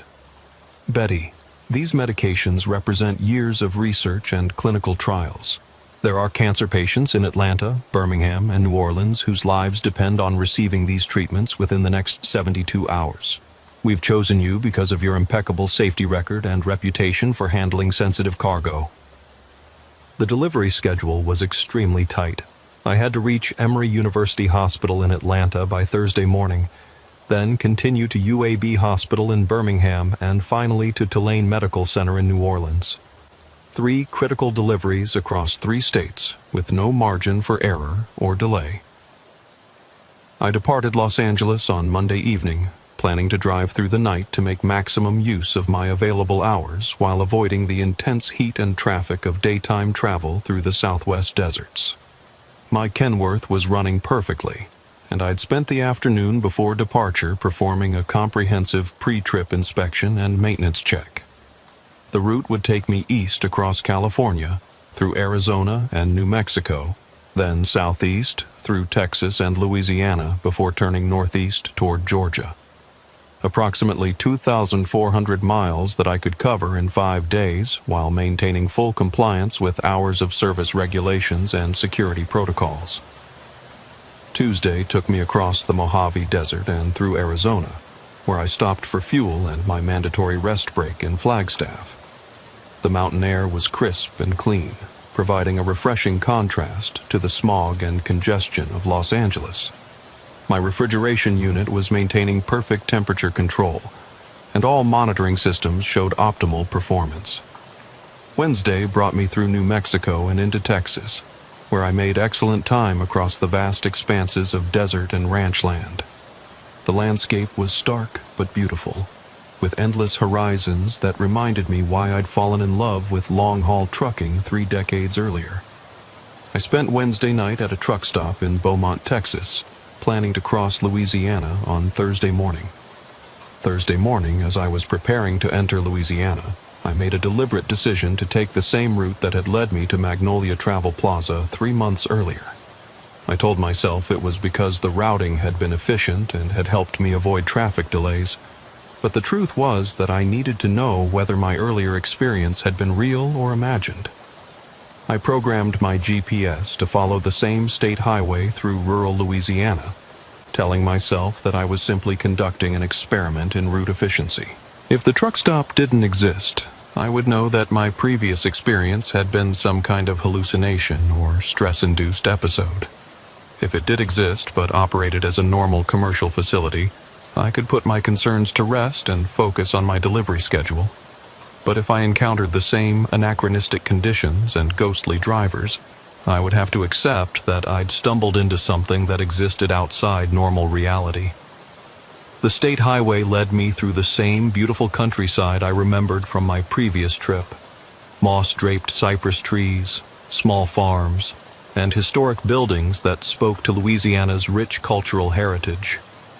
The landscape felt familiar, yet somehow dreamlike, as if I was driving through a memory rather than current reality. Around 11 a.m., I reached the location where Magnolia Travel Plaza should have been. What I found there made my hands shake on the steering wheel and my heart pound in my chest. The truck stop was exactly as I remembered it. Clean, well-maintained, busy with traffic from dozens of vintage trucks. The fuel islands were operational, the restaurant was open, and drivers were moving around the property with the purposeful efficiency of professionals conducting their business. But now I knew that, according to historical records, this facility had been demolished nearly 20 years ago. Either the historical records were wrong, or I was once again experiencing something that shouldn't exist. I pulled into the same fuel island I'd used during my previous visit, fighting a mixture of fear and fascination. Part of me wanted to flee immediately and find an alternate route to Atlanta. But a larger part needed to understand what was happening and why I seemed to be able to access this phantom truck stop. As I began fueling my truck, I noticed that the other drivers and their equipment were identical to what I'd observed 3 months earlier. Walter Morrison was there with his classic Kenworth, Eugene Hartley was checking his refrigerated trailer, and Harold Thompson was securing his flatbed load. It was as if time had been frozen at Magnolia Travel Plaza, preserving a perfect moment from trucking's golden age. Walter approached my truck with the same kind smile and professional demeanor I remembered from our previous encounter. "Good morning, Betty. Good to see you back on this route. How's the freight business treating you?" "Hello, Walter. I'm surprised to see you here. Thought you might have moved on to different routes by now." He chuckled with genuine warmth. "Been running these same routes for over 40 years. Don't see any reason to change now. What brings you through our neck of the woods again?" I explained that I was hauling medical freight to Atlanta, Birmingham, and New Orleans, mentioning the critical nature of the cargo and the tight delivery schedule. Walter listened with the attentive interest of a professional who understood the responsibilities of handling important freight. "Medical supplies, eh? That's important work. People's lives depend on drivers like you getting their cargo delivered safely and on time. You be extra careful with that load, especially through the construction zones around Baton Rouge." I checked my GPS and traffic apps, both of which showed clear conditions around Baton Rouge with no construction delays reported. But I'd learned from my previous visit that Walter and his fellow drivers operated with information from a different time period. "Walter, can I ask you something? What year do you think it is?" He looked at me with mild confusion. "June 15th, 2006, of course." "Why do you ask?" The same temporal displacement I'd encountered during my previous visit. Walter and the other drivers seemed to be trapped in 2006, unaware that nearly 20 years had passed since then. "Walter, I need to tell you something that might be difficult to hear. Today is June 15th, 2024.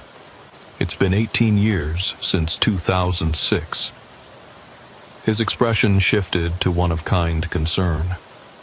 "Betty, I think you might be more tired than you realize. Long hauls can affect your perception sometimes. Maybe you should rest here for a while before continuing your trip." I decided to try a different approach. "Walter, can you tell me about your family? Do you have anyone waiting for you at home?" His face lit up with pride and affection. "My wife Margaret and I have been married for 46 years. Got 2 sons who are both in the trucking business, and 4 grandchildren who think their grandpa hung the moon. Margaret worries about me being on the road so much, but she understands that this is what I do." The warmth and specificity of his response suggested that Walter's family relationships were real and important to him, even if his perception of time was frozen in the past.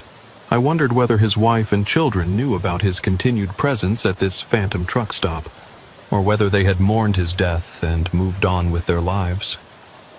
"Do you get to see them often?" "Every couple of weeks when I'm in the area. Margaret always has a home-cooked meal waiting, and the grandkids love hearing stories about life on the road.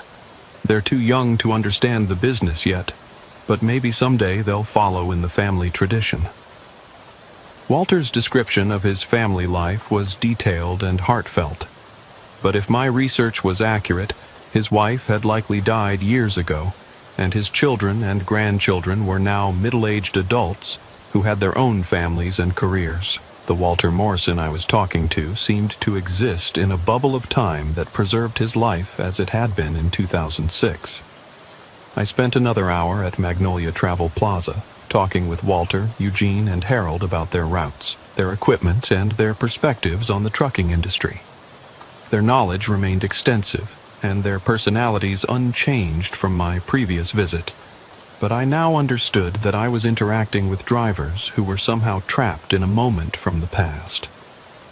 The experience was both comforting and deeply sad. These were good men who had dedicated their lives to professional trucking, and their continued presence at this phantom truck stop suggested that their connection to the road had been so strong that death hadn't been able to sever it completely. But I also recognized that my ability to interact with them carried some kind of responsibility. If I was one of the few people who could see and communicate with these ghostly drivers, perhaps I was meant to help them in some way. "Walter," I said as I prepared to leave, "is there anything you need? Anything I can do to help you?" He smiled with the contentment of a man who was exactly where he belonged. "Just keep doing what you're doing, Betty. Moving important freight safely and professionally. Taking care of your equipment and looking out for fellow drivers. That's all any of us can ask for." As I pulled away from Magnolia Travel Plaza for the second time, I felt a mixture of wonder and melancholy. These drivers had found a way to continue the work they loved even after death, but they were also trapped in a version of reality that no longer existed. I continued northeast toward Atlanta, my mind churning with questions about what I'd experienced and what it meant. The pharmaceutical cargo in my trailer was critically important to cancer patients who were fighting for their lives, and I needed to focus on completing my deliveries safely and on time. But I couldn't stop thinking about Walter Morrison and his fellow drivers, eternally working routes that existed in a parallel dimension where trucking's golden age had never ended. My delivery to Emory University Hospital in Atlanta went smoothly, with the medical staff expressing profound gratitude for the experimental treatments that could save lives and offer hope to terminal patients. The cargo was transferred to secure storage immediately, where it would be prepared for clinical trials that could revolutionize cancer treatment. From Atlanta, I continued to Birmingham for my second delivery at UAB Hospital.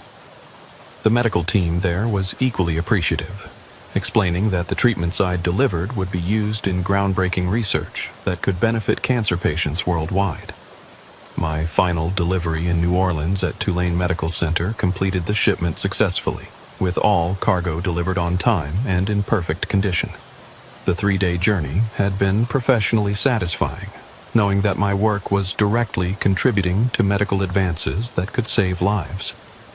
But as I prepared to deadhead back to Los Angeles for my next load, I made another decision to return to Magnolia Travel Plaza. I needed to understand more about what was happening there and whether there was anything I could do to help Walter and his fellow drivers find peace. This time, when I arrived at the truck stop, I was greeted by a new driver I hadn't met before. She was a woman in her 50s with graying hair and the confident bearing of an experienced professional. "You must be Betty," she said, approaching my truck with a warm smile. "Walter told me about you. I'm Dorothy Henderson. Been driving for 38 years. Most folks call me Highway Dorothy." "Nice to meet you, Dorothy. What kind of freight do you run?" "Household goods, mostly. Help families move from one part of the country to another.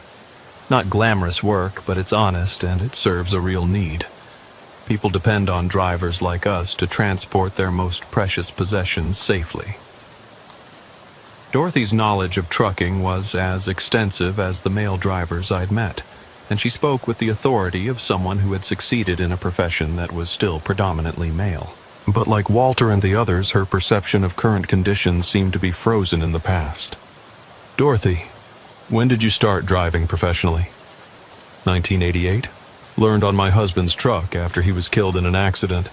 Had to support my 3 children, and trucking was the only skill I had that could provide a decent living. Her story was heartbreaking but inspiring. A widowed mother who had entered a challenging profession to support her family. The determination and courage required for such a transition spoke to the strength of character that had defined many women in trucking.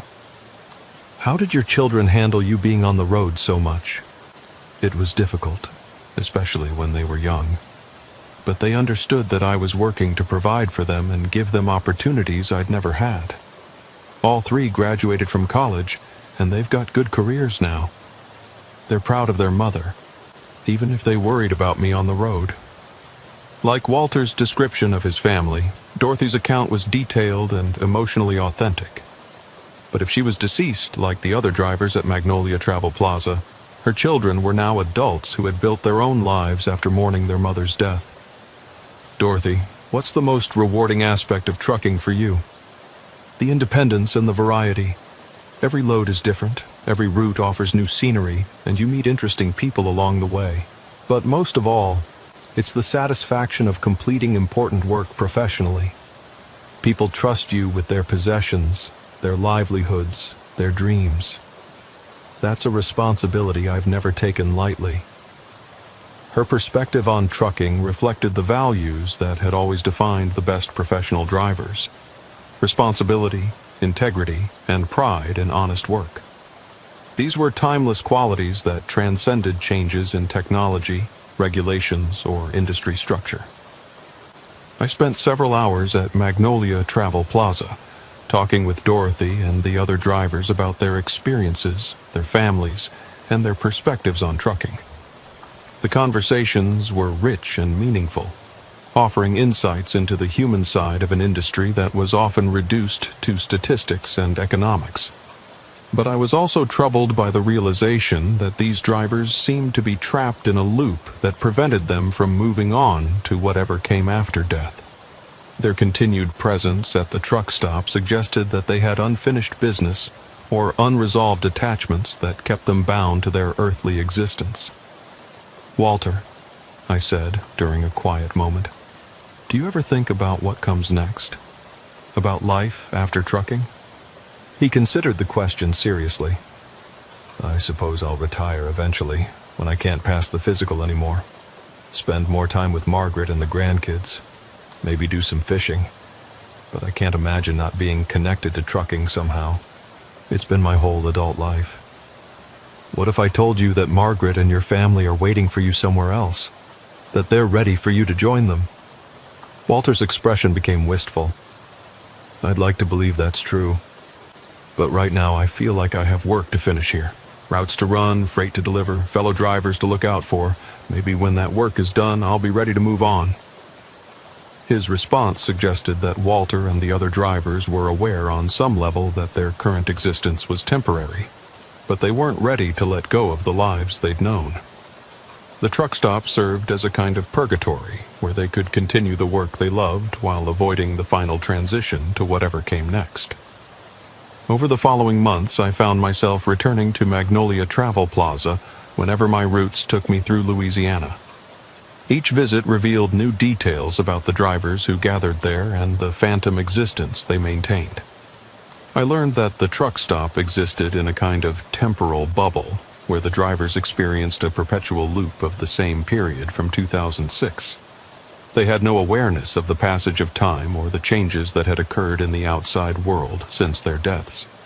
The drivers who gathered there had all died in weather-related accidents during a particularly severe winter in the mid-2000s. Walter Morrison, Eugene Hartley, Harold Thompson, Dorothy Henderson, and several others had all perished within a few months of each other, victims of the hazardous conditions that made trucking one of America's most dangerous professions. But their love for trucking and their commitment to the profession had somehow prevented them from accepting death and moving on to whatever lay beyond. They remained trapped in a version of reality where they could continue the work they'd known, but cut off from the natural progression of time and life. I began to understand that my role was not just to observe this phenomenon, but to help these drivers find the peace that had eluded them since their deaths. They needed to accept that their earthly work was finished, and that it was time to reunite with the families who were waiting for them. The breakthrough came during my 6th visit to Magnolia Travel Plaza in December 2024. I arrived to find Walter sitting alone in the restaurant, staring out the window at his truck with an expression of profound sadness. "Walter, what's wrong?" He looked up at me with tears in his eyes. "Betty, I've been thinking about what you said about Margaret and the family waiting for me. I've been having dreams lately, dreams where I can see them but I can't reach them. Margaret looks older, and the grandkids are grown up with children of their own. Walter, those aren't dreams. They're memories of how things really are. Your family has aged and changed since you died, but they're still waiting for you." "I know," he said quietly. "I think I've known for a while now, but I was afraid to admit it because it would mean letting go of everything I've been. What you've been doesn't have to end. The love you have for trucking, for your family, for helping other drivers, that's eternal. But you don't have to stay trapped here to preserve it." Walter nodded slowly. "I've been holding on to this life because I wasn't ready to say goodbye. But staying here isn't really living, is it? It's just avoiding death. Your family loves you too much to want you trapped in this limbo. They want you to find peace and join them where they are." Over the next hour, I had similar conversations with Eugene, Harold, Dorothy, and the other drivers at Magnolia Travel Plaza. Each one had begun to sense that their current existence was artificial, and that they needed to let go of their earthly attachments to find true peace. The process of helping them accept their deaths and prepare for transition was emotionally exhausting but deeply meaningful. These were good people who had lived honorable lives and deserved to find rest after their long years of service to the trucking industry. As the sun set on that December evening, the drivers of Magnolia Travel Plaza began to say their goodbyes. They thanked me for helping them understand their situation and for giving them the courage to move on to whatever came next. Walter was the last to leave. He walked around his beloved Kenworth one final time, running his hands over the chrome and checking the tires with the thoroughness of a professional who had always taken pride in his equipment. "Thank you, Betty," he said, embracing me with the warmth of a father saying goodbye to a daughter. "You've given us the greatest gift possible, the chance to finally go home. Safe travels, Walter. Give my regards to Margaret and the family." He smiled with genuine joy for the first time since I'd known him. "I will. And Betty, remember what I told you about taking care of fellow drivers. That responsibility doesn't end just because we're gone." As Walter walked away from his truck toward a light that seemed to come from nowhere and everywhere simultaneously, I felt a profound sense of peace and completion.